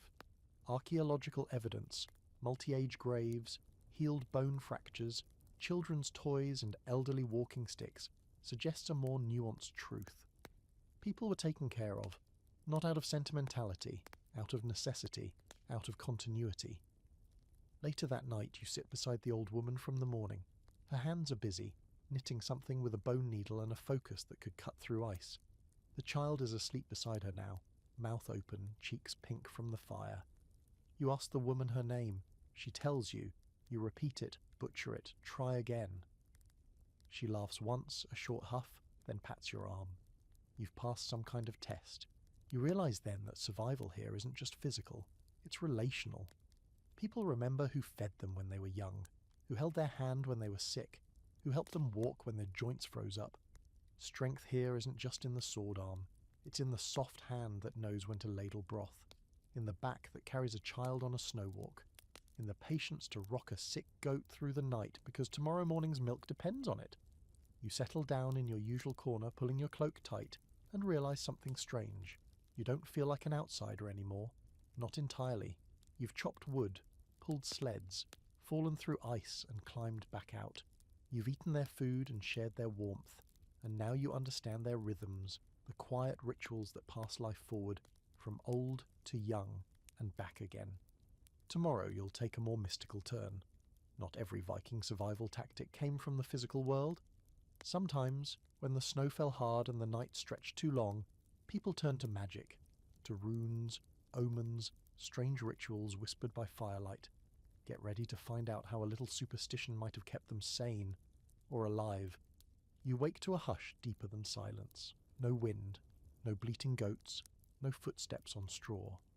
Just the crackle of a low-burning fire and the sound of your own breath, slow and steady, fogging the air above your face. It feels like the world has paused, like something is waiting, or watching. It's the perfect day to talk about magic. Not the Hollywood kind. No sparkles, no incantations shouted into the sky, no dramatic transformations. Viking magic was something else entirely. Earthy, whispered, bone deep. And in the harshest corners of the frozen north it wasn't a luxury, it was insurance.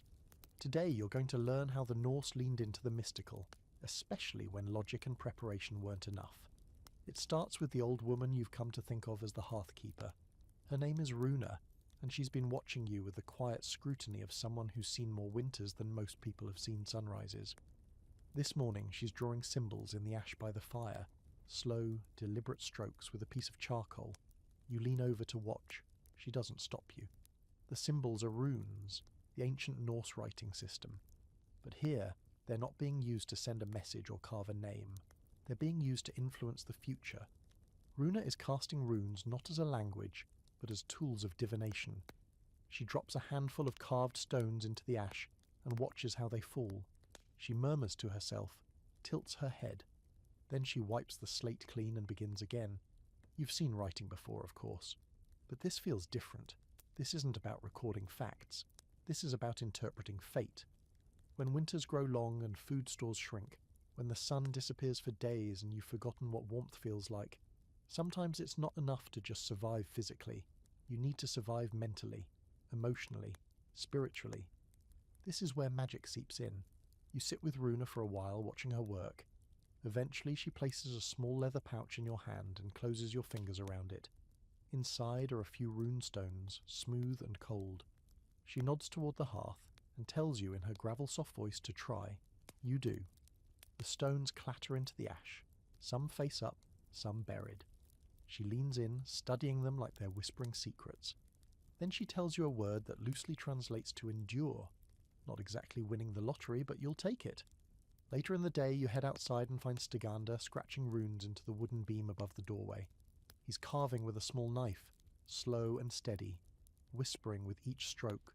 Protection, you're told, to keep out bad luck, illness, spirits. You ask him if he believes it works. He shrugs. Sometimes, he says, it helps just to believe. That's the first survival tactic you didn't expect. Faith as insulation. It doesn't keep out the cold. but it holds back the despair that follows close behind it. You learn about cedar, a kind of Norse sorcery associated mostly with women, particularly the Völva, a seer or prophetess.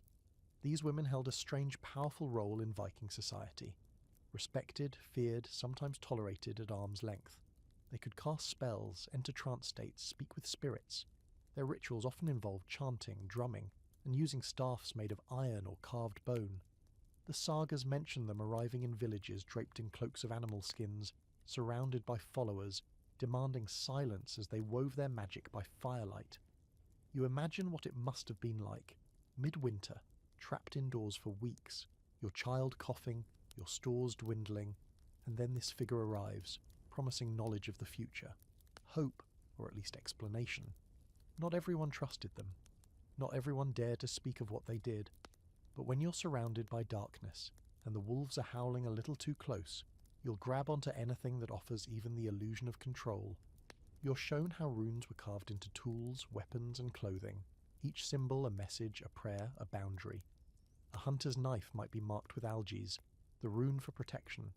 A cloak might bear rado for safe travel.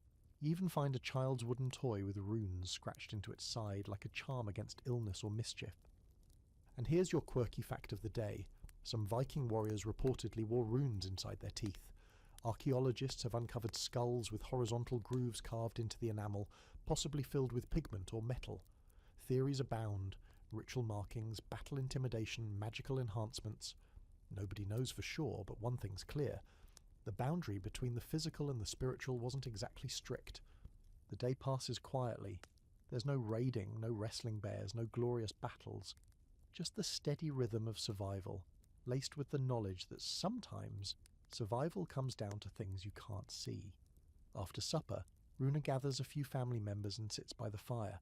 She begins to chant, soft, melodic, in a language that curls through the longhouse like smoke. It's a lullaby, maybe, or a prayer. You don't know the words, but you know the feeling. Calm, anchored, full of something that feels very much like protection. The baby stirs in her mother's arms, then settles. The goats bleat softly, pressed together in the shadows, and the fire cracks, warm and familiar. There's a scholarly debate about how widespread Norse magic actually was. Some argue it was niche, used only by a few trained practitioners. Others believe it was deeply woven into everyday life, especially in rural or isolated areas. What's not debated is its importance.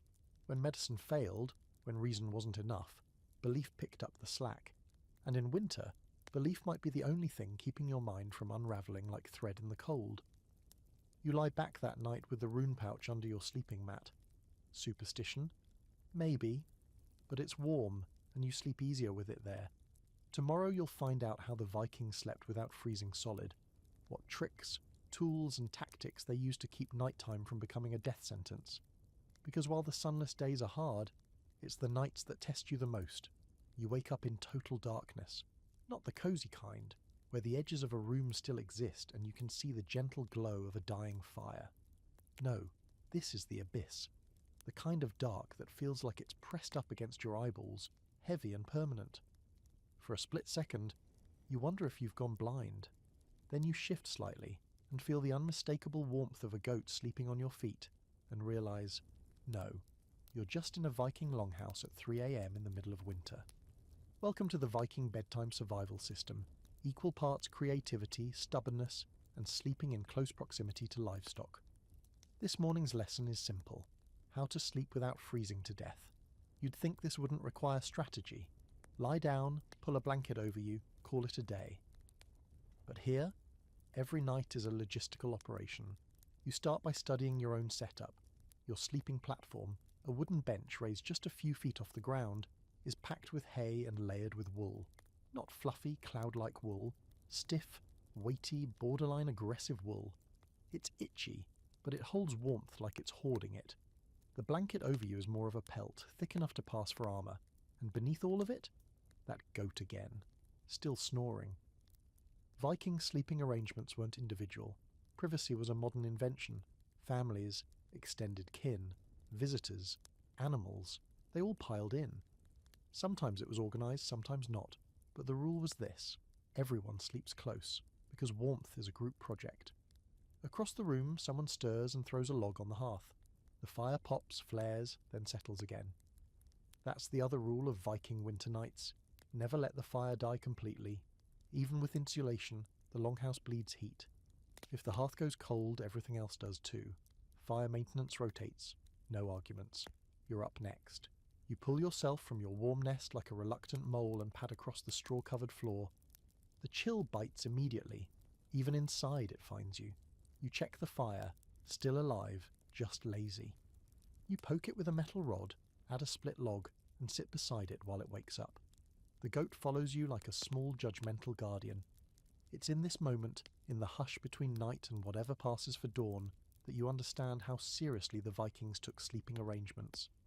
Beds were raised for a reason. Cold air settles low. Heat from the fire rises and moves horizontally. Sleeping on the floor means sleeping in the coldest pocket of the room. The benches were often built into the longhouse walls, stuffed with straw, covered in skins, and wide enough for 2, sometimes 3 people. Pillows? Optional, usually bundles of cloth or extra clothing. Comfort wasn't the goal.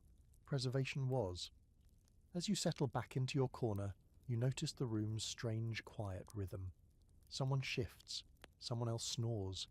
A baby cries briefly, then is hushed by the soft sound of a lullaby hummed in Old Norse. The fire crackles, a sheep coughs, a dog stretches in its sleep, thumps a tail once, then curls tighter. You're not in a house, you're in a living organism, and sleep is just the time when it conserves energy. Here's your quirky fact of the night. Vikings used hot stones for warmth. Before bed, they'd heat flat stones by the fire, then wrap them in cloth and place them under sleeping blankets. Primitive heating pads. They'd also sleep with heated bricks or sandbags in colder regions, particularly in Iceland, where the wind was less polite and the nights even longer. Some even placed soapstone inside boots or mittens to pre-warm them for the morning. You can imagine the joy of waking up and sliding your foot into something that doesn't feel like a frozen ham. There's another trick. Layers of fur, not over the sleeper but beneath them. Modern campers forget this one. It's not the air above you that kills. It's the frozen ground that drains your heat like a vampire. So you insulate yourself from below. Furs, straw, extra tunics, even fresh animal skins. You once saw a man sleep on a pile of old fish nets stuffed with moss. Didn't look proud about it. Slept just fine. But here's the real genius of Viking sleep. They didn't fight the darkness. They leaned into it. Nights were long, so sleep was long too. Broken up sometimes. Segmented sleep with a first sleep and second sleep. Wake up at midnight, check the fire, whisper a story, say a prayer, nurse a child, then drift back down. It wasn't 8 hours of uninterrupted REM cycles. It was living sleep, weaved into the fabric of survival, adjusted to the season, the weather, the mood of the house.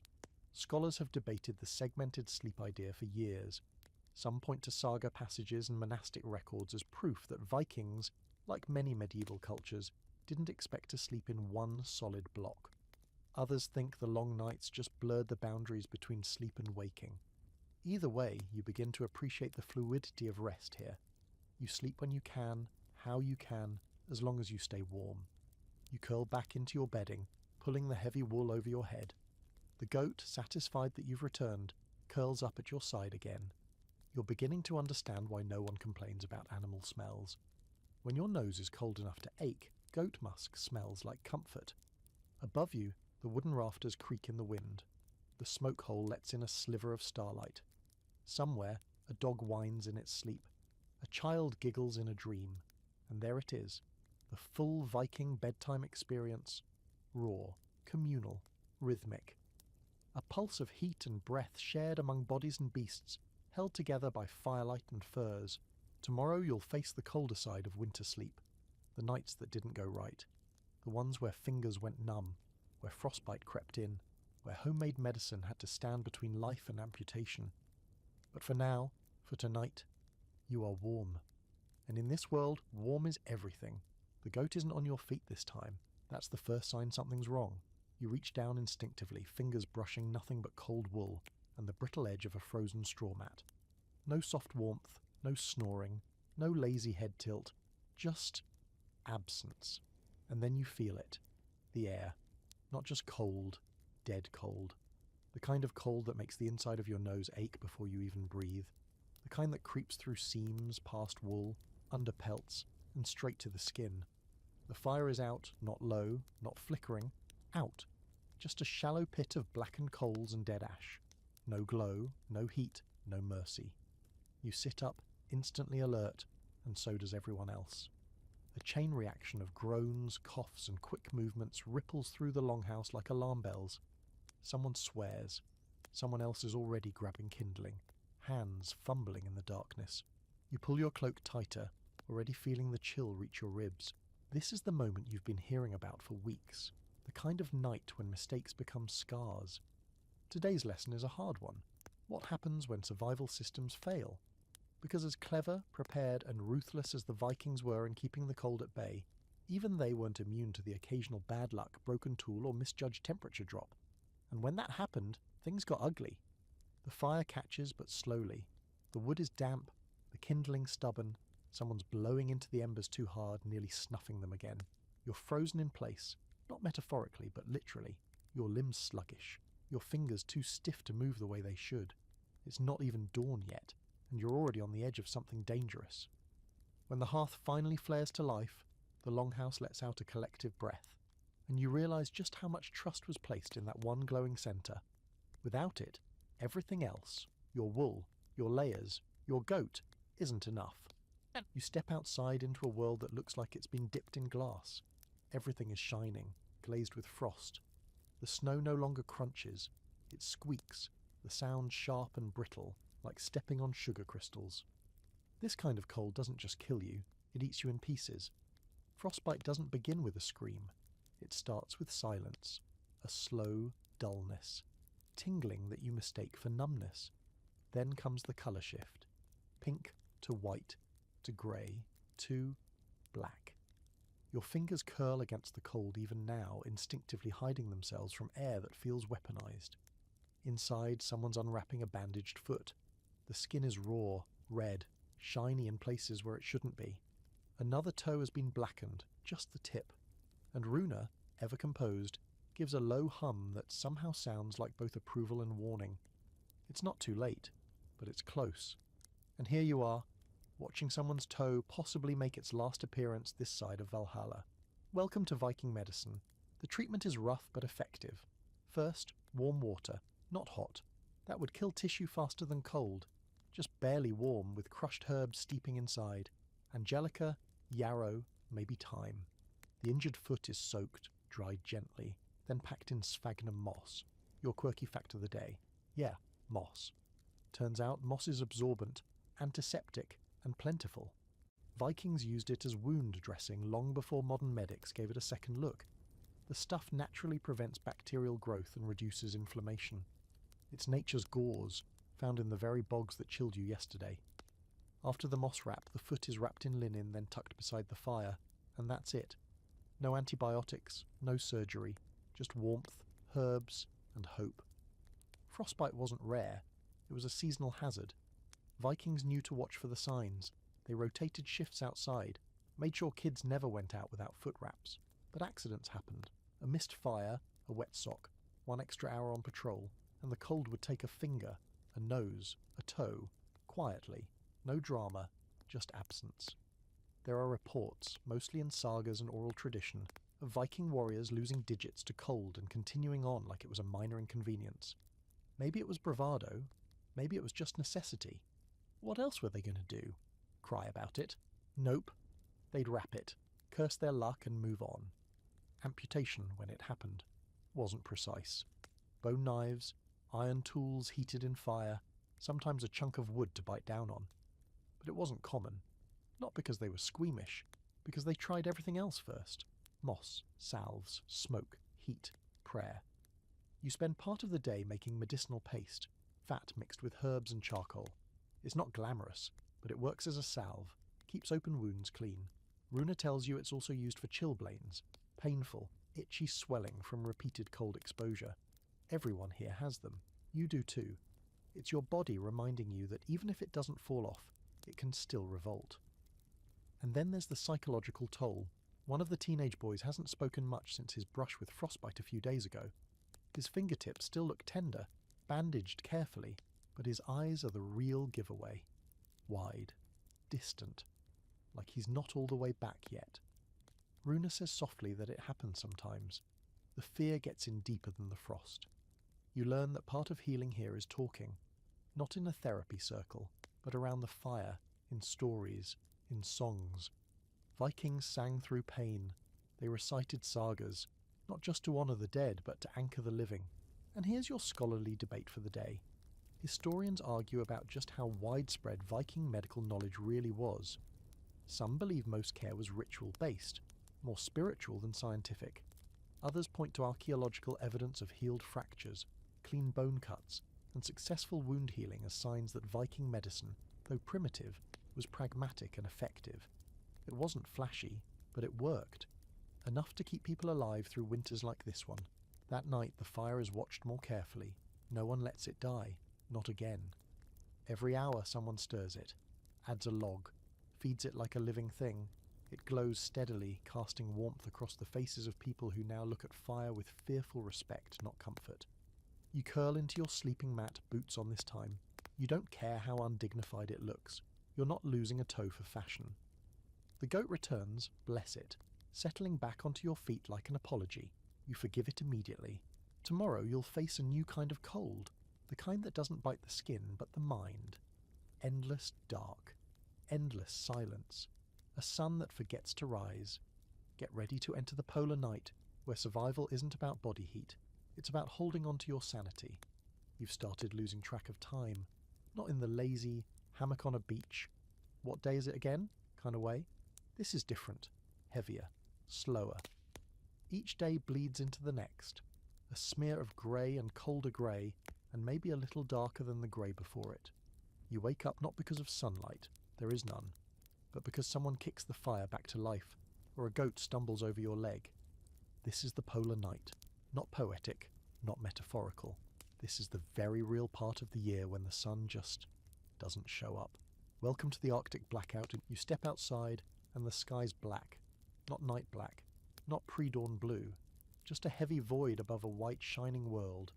Snow reflects the starlight in a way that makes everything glow, but it's not warm, not golden. It's cold light, ice light, the kind of light that doesn't comfort. It just shows you how far you are from warmth. No one says much in the mornings anymore. Conversations are short, muted. You're beginning to understand why even the toughest Viking warriors considered these weeks the hardest of the year. It's not the cold that gets to you, it's the absence of sun, of colour, of change. People have rituals now, quiet ones. You notice them more because everything else is so still. The old man, Torvi, sharpens his blade at the same time every day, even if there's nothing to cut. The younger kids stack the same stones into the same little tower outside the door, only to knock it over again before supper. Runa wipes the hearthstone every morning, though it's not dirty. They're not chores, they're anchors, because without some kind of rhythm this place will untether you from your own mind. You sit by the fire, your legs stretched toward the heat, trying to remember how long you've been here. A week? 2? You realize you don't know anymore. Time isn't measured in days, it's measured in meals, firewood piles, and the length of candle stubs. That's when Runa tells you about the mind sickness. It's not a diagnosis, it's not even said with drama, just a flat statement of fact. When the sun vanishes, sometimes people slip. They grow silent, withdrawn. Some stop eating, others stop sleeping. A few wander outside at night and have to be pulled back in, half-dressed, muttering about stars. It's not demons, she says, it's darkness that gets into the bones, and so they fight it, with every tool they've got. Firelight, warmth, storytelling, games, even laughter. You help one of the boys repair a set of carved game pieces, simple discs of bone and wood used for Hnefatafl, the Viking board game. You sit down across from him, and he explains the rules with all the gravity of a seasoned warrior, though his nose is running and he's wearing 2 tunics because his mother insisted. He beats you 3 times in a row. You don't even mind. For a moment you forget the cold, the dark. You feel normal. That's the magic of distraction, and it's a tactic the Vikings perfected. They didn't just suffer through the polar night, they filled it. With music, soft drumming, flute melodies, and songs about gods and monsters. With craft, carving, sewing, weaving, repairing. With stories, of course. Always stories, Loud ones for kids, sad ones for adults, mythical ones for everyone. And here's your quirky fact of the day. Viking longhouses often had skalds, storytellers who were more than just entertainers. They were the keepers of memory, the emotional centre of the room. Their tales weren't just heroic epics, they were survival spells, crafted in verse and voice to keep minds from sinking. You listen to one that night sitting near the fire while Stiganda recites a tale about a warrior who chased the sun across the sea in winter, only to discover the sun had turned into a woman and married the moon. The logic doesn't matter. What matters is the tone, the rhythm, the way the kids lean in, and the elders nod like they've heard it 100 times but still love the ending. There's a scholarly debate about whether the Vikings experienced clinical depression the way we define it now. Of course, they didn't have the language for it, but the sagas speak of long sadnesses, warriors' fatigue, and the kind of grief that clings like fog. Some think the dark months brought on seasonal affective behaviours. Others believe the communal structure, the storytelling, the ritual, the closeness, helped ward off the worst. You think both are true. There's a moment later, after the fire dies to coals and the room falls into soft breathing and animal noises, when you stare up at the rafters and realise you're still you. The dark didn't take you. Not yet. Because even in this season of nothingness, life continues. You shift in your bed, pulling the cloak higher. The goat sighs beside you and someone mutters in their sleep. You think about the sun, not as a blazing ball of fire, but as a rumour, something people here keep alive in memory and story. Because even when it's gone, the Vikings act like it's still on its way back. That's faith, or defiance, or maybe just stubborn survival. Tomorrow you'll celebrate. That's right. A feast in the dead of winter. Because in Viking culture, one of the most powerful ways to fight despair wasn't just to endure the cold, but to laugh at it, eat in spite of it, gather and sing and drink and remind each other that winter won't win. You'll see why Viking feasting wasn't just about food, it was about keeping the soul alive. You wake to singing, not chanting, not a lullaby, singing. Loud, off-key, joyful in the way only something half-drunken and fully sincere can be. You blink, sit up, and immediately smell it. Roasted meat, baked bread, smoke, and something sharp and spicy that hits the back of your throat like a punch made out of joy and fermented berries. Today, they feast. And here's the surprise. There's no battle won, no war declared, no miraculous birth or bountiful harvest. Just another day in the middle of a soul-draining winter. But that's exactly the point. The feast isn't a celebration of what happened. It's defiance against everything that hasn't. The longhouse is already transformed. Tables, if you can call them that, are laid out down the centre, planks of wood supported by barrels and stones. Everything is covered with pelts or old cloths. Clay bowls, wooden trenchers, tankards carved with runes. Candles are everywhere, fat and dripping, illuminating the room with a soft golden haze that makes the corners look like a dream. You're handed a warm drink, mead most likely, or some cousin of it, brewed from fermented honey and herbs. It tastes like melted sunshine and firewood, sweet at first, then with a slow burn that reminds you your stomach exists. The entire community is here, every age, every shape, every level of beard. Kids chase each other between the benches, dodging goats and shouting in a mix of laughter and garbled Old Norse.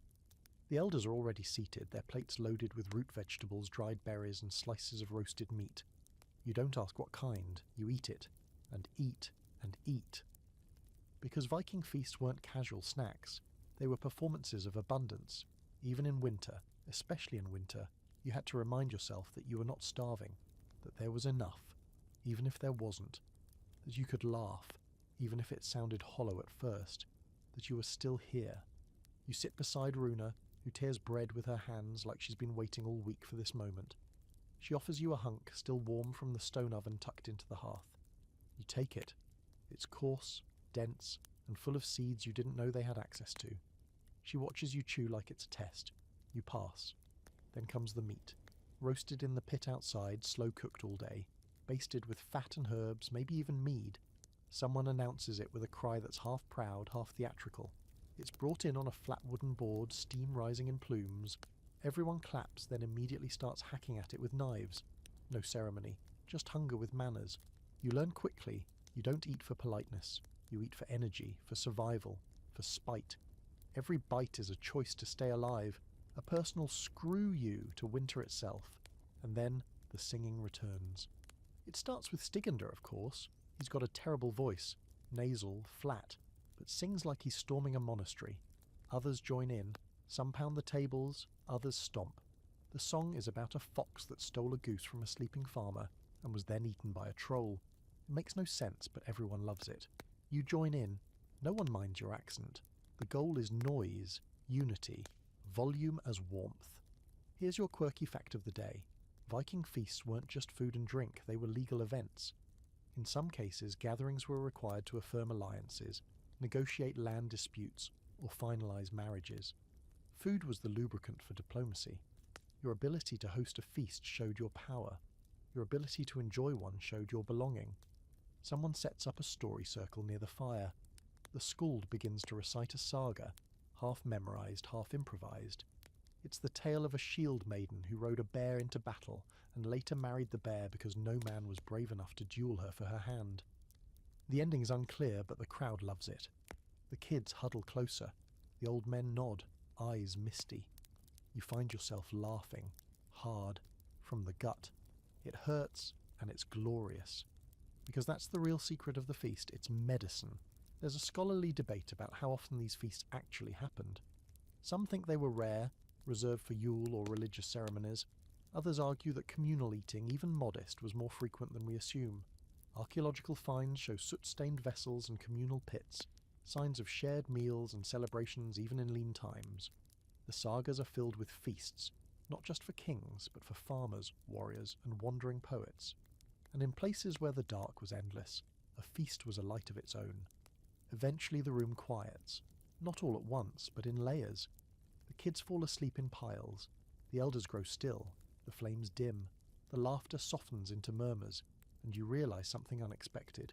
You're full, not just in your stomach, in your chest, in your bones, the kind of full that pushes the cold away. Later, as you curl into your mat, still warm from where the goat had parked itself earlier, you stare at the ceiling beams. Your breath fogs in the air, but you feel no chill. Not really, not after tonight. You've seen how Vikings survive with grit and fire and animal skins. But now you understand. They also survive with ritual, with joy, with loud songs and weird stories and too much mead. Tomorrow you'll look at how they knew when winter would end. Because they didn't just guess. They watched the stars, tracked the sun, carved markers into stone and wood. They read time not in numbers but in the way nature whispered. But for now, you sleep, full, warm, and just a little drunk. You wake slowly, like a bear in thaw.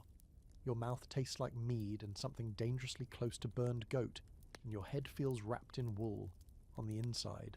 But you're warm, still cocooned in layers of fur, wool, and goat-scented glory. Around you, the longhouse is quieter than usual, thick with the kind of silence that only follows too much celebration and not enough water.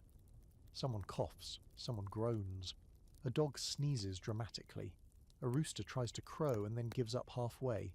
It's morning, allegedly, or close enough. But despite the haze, today has a different energy, a shift. Not in the weather, still cold as hell's breath, but in the people, in their eyes, their movements, their hope. Today you learn how Vikings measured time in the deep dark, how they knew that winter would eventually release its grip, that the sun wasn't a myth, that spring hadn't forgotten them. Timekeeping in the Viking world wasn't a matter of checking the sundial on your phone. It was a blend of astronomy, agriculture, and pure instinct, a daily act of watching the world closely enough to notice when the pattern shifted. You start your day outside, breath puffing in thick clouds as you walk with Stygander and a few others to the far end of the village. There, half buried in snow, is a standing stone. Not huge, not mystical looking, but carved, purposefully, with faint grooves that glisten with ice. You clear away snow, fingers already stiff, and see them. Solar markings. This, you're told, is a solstein, a sunstone. Not the mythical crystal version some stories suggest. We'll get to that. But a calendar marker, aligned to catch the sun at very specific times of year. And now, in the darkest stretch of winter, they've begun to watch it carefully. Because at some point, soon they hope, the sun will rise just far enough to hit a groove on the stone. And when that happens, it's a signal. Not spring, not yet, but the beginning of the end of winter. Vikings tracked the year in half months, not full months, using a lunisolar calendar. That means the moon told them when weeks passed, and the sun told them what season they were crawling through. Winter wasn't counted in weeks, it was endured in segments. Midwinter, end of dark, thaw. But they didn't just guess, they watched the stars. Later you find Runa hunched over a wooden board scratched with star patterns. She's teaching a younger girl to recognise the constellations. Not the pretty ones we know, but the practical ones. That one, she says, pointing with a curved finger. When it moves past the roofline, the fish begin to return. Another one signals the time to plant onions. Another marks the last day you should eat from the root cellar without panic. It's not superstition, it's experience, passed down in stories, etched in memory, carved into walls. Vikings used the night sky like a clock. The Big Dipper, known to them as Karlavanyan or the man's wagon, wasn't just a shape. It was a tool for direction and timekeeping. They watched it tilt and rotate around the North Star, marking the long, slow spin of winter's end. And now, for your quirky fact of the day, some Viking sagas mention the use of sunstones, not the marker stones, but translucent crystals like Iceland spar that could detect the sun's position even on overcast days. Sound like fantasy? Maybe. But modern scientists tested it, and guess what? It actually works. The stone polarizes light, helping you find the sun's direction even in cloudy weather. So yeah, magical Viking sunglasses might have been real. But time wasn't just in the stars or stones, it was in the animals. You notice it today, the goats are shedding slightly more. The birds, those that stayed, chirp a little louder. A few patches of snow look softer. Melting? Not quite, but hinting. Whispers of change. The dog, Skari, seems more energetic, darting after a stick with surprising spring in his legs. The chickens lay an extra egg. Tiny signs. But in a world ruled by cold and darkness, these are monuments of meaning. There's a scholarly debate about how advanced Viking astronomy truly was. Some say their calendar was rudimentary, shaped mostly by agricultural needs and religious rites. Others argue that their seafaring skills required a far more nuanced understanding of stars and solar movement than they're often credited with. After all, you don't conquer half the known world with just a lucky guess and a stubborn attitude. You navigate by knowledge. At the end of the day, you walk back past the Solstein. It catches a sliver of light, barely there, a soft gleam on one of the notches. It's not enough to celebrate. Not yet. But it's a promise. A cosmic pinky swear that warmth will return. Back inside, people are quieter, more thoughtful. A few smile, just faintly. You notice someone scratching the days onto a wall beam with the tip of a bone needle. 24 notches, maybe 25, not counting how many have passed, counting how many are left. Dinner is simple, stew, bread, smoked fish. But there's a new ingredient in the air. Anticipation. You sit near the fire, pressing your hands to a mug of warm broth, and listen as Runa tells a story about the sun being stolen by wolves and hidden beneath the earth, only to rise again when the gods demand it. It's myth, of course, but also truth, because the sun does return, not just in legend, in life. And you've made it this far. You've lasted through the darkest stretch. You've learned to mark time in stars and soot and goat behaviour. You're part of this rhythm now. Tomorrow you'll explore how Viking survival wasn't just about enduring the elements, but about adapting to change. Ice melts, rivers rise, seasons shift, and those who last are the ones who know how to pivot with the planet. But tonight, you dream of the sun. Not the blazing heat of summer, but just a single golden thread, slipping through a stone groove, telling you it's almost time. You hear the thunder before you see the sky. It rolls low and slow across the frozen hills, a sound that vibrates in your ribs before it ever reaches your ears. Not thunder exactly, hoofbeats, a distant rumble of horses or something like them, and for a moment the stories you've heard start to feel real. The wild hunt, Odin on Sleipnir, a sky god galloping across the clouds, shaking the world as he passes. Because today you're diving into the Viking spiritual toolkit, the gods, the myths, the beliefs that made all of this survival not just possible, but purposeful. This isn't about organised religion, pews or temples. This is about the psychological armour that every Viking wore underneath their wool tunic. Their belief system wasn't a soft blanket to wrap yourself in at bedtime. It was a blunt instrument, forged in storm and blood and frost. Today you meet those gods up close. It begins with Odin, of course, All-Father, god of war and wisdom. But he's not your gentle grandpa deity. No, this is the one-eyed wanderer who gave up an eye for knowledge, who hung himself from the world tree for 9 nights to learn the secrets of the runes. His worship wasn't peaceful. It was a challenge. You wanted his favour. You had to earn it. You ask Stiganda what Odin means to him, and he answers without hesitation. He watches. Then he taps the side of his head. When I think clearly, when I act with cunning, that's him. There's no prayer, no ritual, just presence. But Odin wasn't the only name in the winter survival game. Thor was the one they called when the storms came. Protector of Midgard, god of thunder, the big red-bearded brawler with a hammer that made frost giants cry. When the wind howled at the eaves and the sky cracked open with ice rain, you didn't hope for mercy. You hoped Thor was awake. Inside the longhouse you notice a small wooden hammer hanging over the hearth. Not for forging, a Mjolnir amulet, carved and hung for protection. The family doesn't draw attention to it, but they all glance at it when the storm outside gets loud. Quiet, casual reverence. And then there's Freyr and Freya. Siblings. Gods of fertility. Abundance. Beauty. And balance. You wouldn't expect love and harvest gods to matter in the dead of winter, but they do. They represent the promise of return, of planting, blooming, warmth and rebirth. And sometimes you need that more than a hammer. You sit with Runa as she stirs a pot of something earthy and strong-smelling. She tells you about blots, ritual offerings, often of food, sometimes animals, occasionally more serious things. These weren't weekly church potlucks. They were community acts of exchange. You give the gods something of yours and they give something back, weather, luck, protection. Not transactional, relational. You ask if they still do that. She nods slowly. When we must. Later you walk past the woodshed and find a collection of small offerings tucked under the eaves. Bones, bits of bread, a dried flower, a polished stone. Not dramatic, just tokens. Left by someone who needed to speak without speaking. Here's your quirky fact of the day. Viking graves often included objects that had no practical value. Broken weapons, intentionally snapped tools, folded blades. Some scholars believe these were killed to release their spirits, allowing the dead to carry them into the afterlife. It's like leaving your favourite hoodie for the afterlife, but with runes and symbolism. The Vikings didn't separate the spiritual and the practical. The gods were in everything. The storm that ruined your fishing nets, the warm wind that saved your crops, the fox that led you to a hidden water source. Every event had meaning. Every coincidence had intention. This is where survival becomes something more than just fire and food. It becomes a narrative, a way to make sense of the chaos. When your cousin dies in a snowstorm, you don't say he froze. You say he was called to Valhalla. When your child survives a fever, it's not luck, it's the favour of air, goddess of healing. And that brings us to the debate.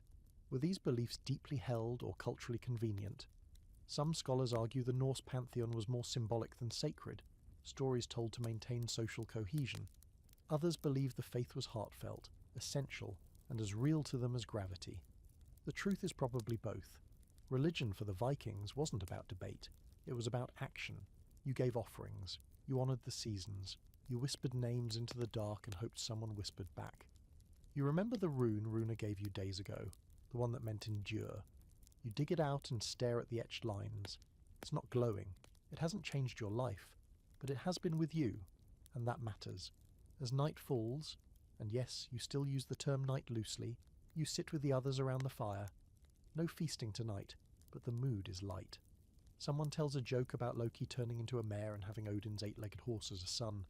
Everyone laughs like it's an inside joke among family, and it is.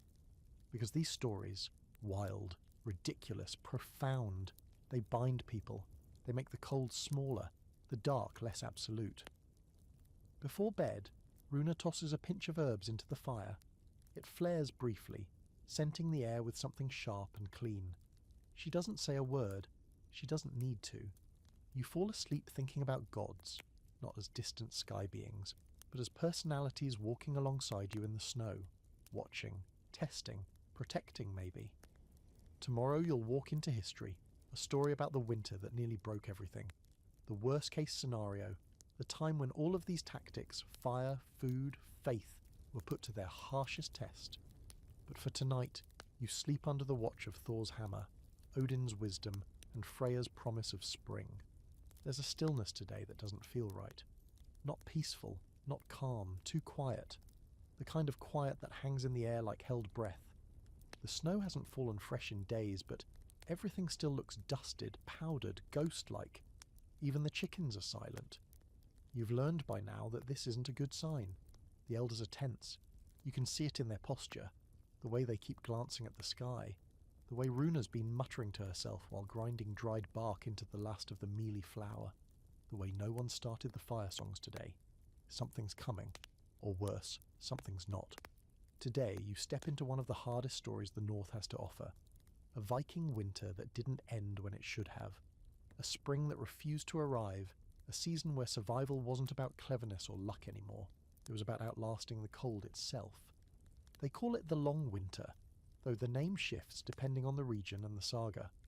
Some believe it refers to a real historical cold snap, possibly in the late 530s CE, when climate anomalies caused what scientists now call the year without a summer.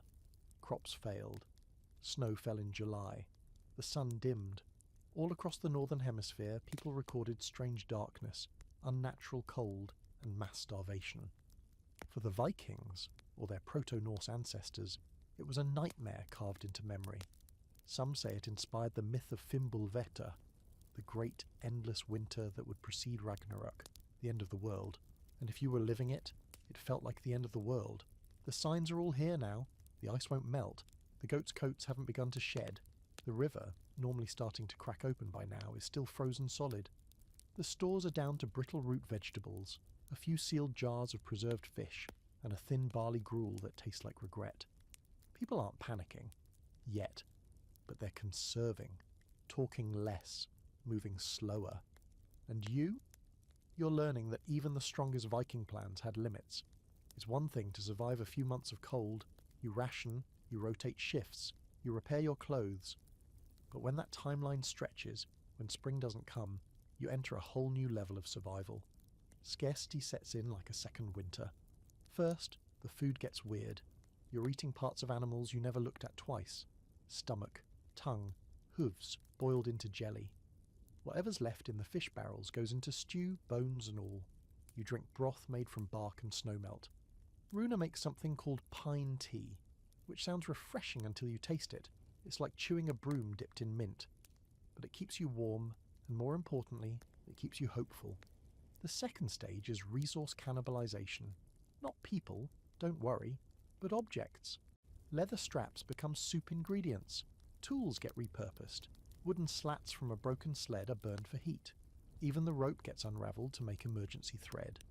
You see a child carrying a tunic that's been patched so many times, it looks like a quilt made by desperation.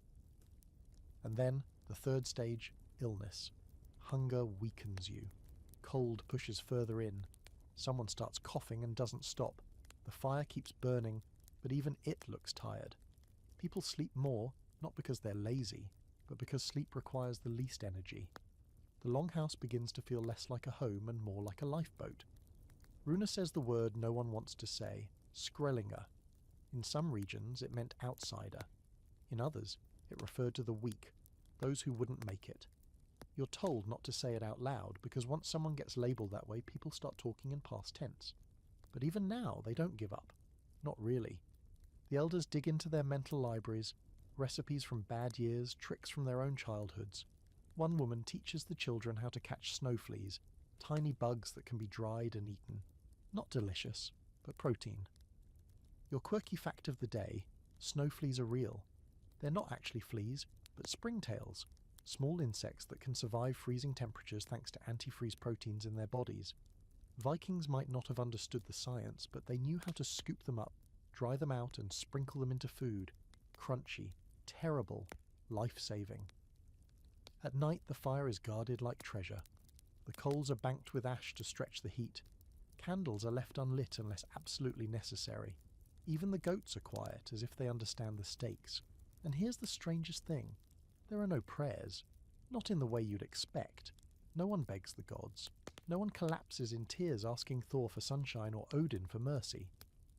The faith here isn't desperate, it's practical. They make their offerings, they mark the sunstone, they recite the sagas, but they don't plead. Because in the Norse worldview, the gods don't save you, they test you, and if you survive, you've earned their respect. There's a scholarly debate about how much of the Fimbulvetr myth is rooted in real environmental events. Ice core samples from Greenland show volcanic activity and solar dimming in the 6th century, supporting the idea that a catastrophic winter could have inspired centuries of oral tradition. Others believe the myth was always symbolic, a story about the inevitability of hardship and the dignity of facing it head-on. But right now, myth and reality are the same. The longhouse feels thinner somehow, like the cold has crept into the very grain of the walls. People huddle together tighter. You sleep next to 2 goats, a child, and a dog who's more blanket than animal. It isn't comfortable, but it's survival. And then, one morning, you hear something unbelievable. Dripping. Just a tiny soft rhythm outside the door. You rush out, breath held, and see it. A line of melt running off the corner of the thatched roof. A thin trickle of water carving a path through the snow. Above, the sun, actual sun, pushes through the clouds in a brief but brilliant blaze of pale gold. The Solstein is shining, and the long winter, at long last, is breaking. Tomorrow you'll reflect on what all of this has done to you, not just physically, but mentally. You'll walk through your own Viking survival exit interview and see what parts of you froze and what parts survived. But tonight, for the first time in weeks, you fall asleep not just warm, but relieved. The snow is still there when you wake, but now it glows, not from firelight or moonlight, but from the first full morning sun you've seen in what feels like 100 years. It spills through the cracks in the longhouse walls like it's searching for something, like it missed you. The air still bites, but there's softness now, a subtle thaw. The hard edge of winter is finally dulling, and with it something in you begins to loosen too. Today's your exit interview, Viking style. You don't get a clipboard. There's no HR rep in fur-lined boots asking how your overall winter experience could be improved. But the longhouse is buzzing with something new. People move with a strange mix of fatigue and anticipation. Some are smiling, some are just blinking at the light like they've forgotten how to process optimism. You sit by the fire, yes, still going, still sacred, and reflect on everything your frostbitten self has been through.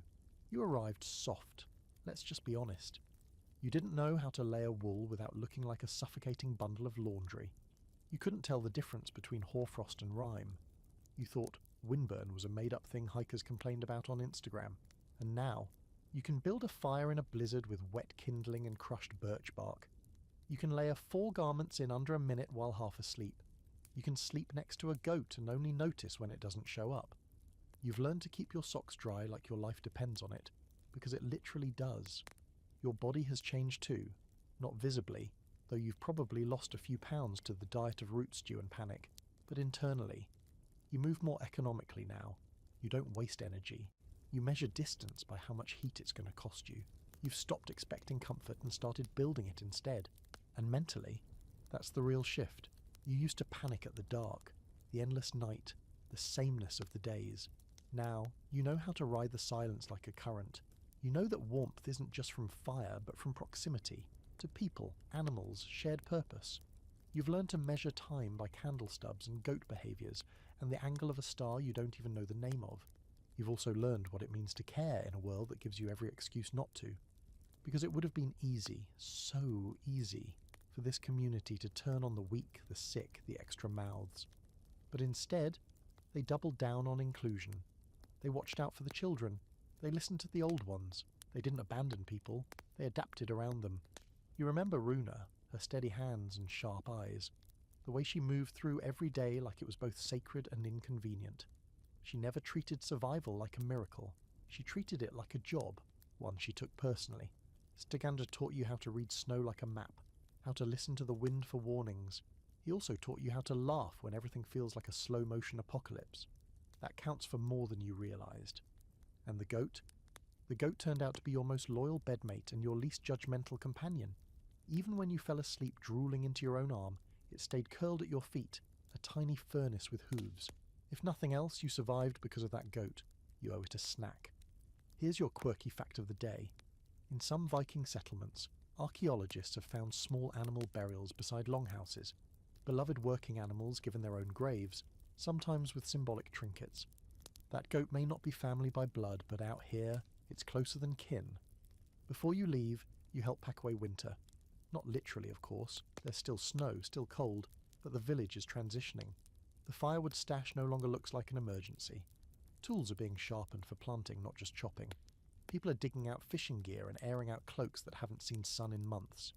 You help sweep the hearth, relight the fire with fresh tinder, boil the first real pot of broth with a new herb Runa's saved for spring. It smells sharp, green, alive. Someone sets out a bowl of water outside the door. You ask why. To see if it freezes, they say. If it doesn't 3 nights in a row, we plant the onions. You don't know what to say, so you just nod. Because there it is again. Ritual meets practicality. Faith wedded to function. There's one last story by the fire that night. No sagas, no gods.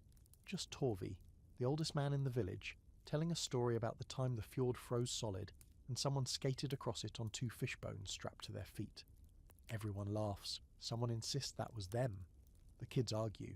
You listen, not just for the plot, but for the thread. The thing tying them all together. Resilience, yes, but also imagination. You survived the long winter because you knew it wouldn't last forever, or at least you pretended it wouldn't, and sometimes that's enough. Here's your open scholarly debate for the section. Historians argue about whether Viking endurance was driven more by cultural values or environmental conditioning. Were they tough because they had to be, or because they chose to be? You've seen enough to know it was both, and neither. It was community, it was belief, it was sweat and stories and someone remembering to bank the fire before bed.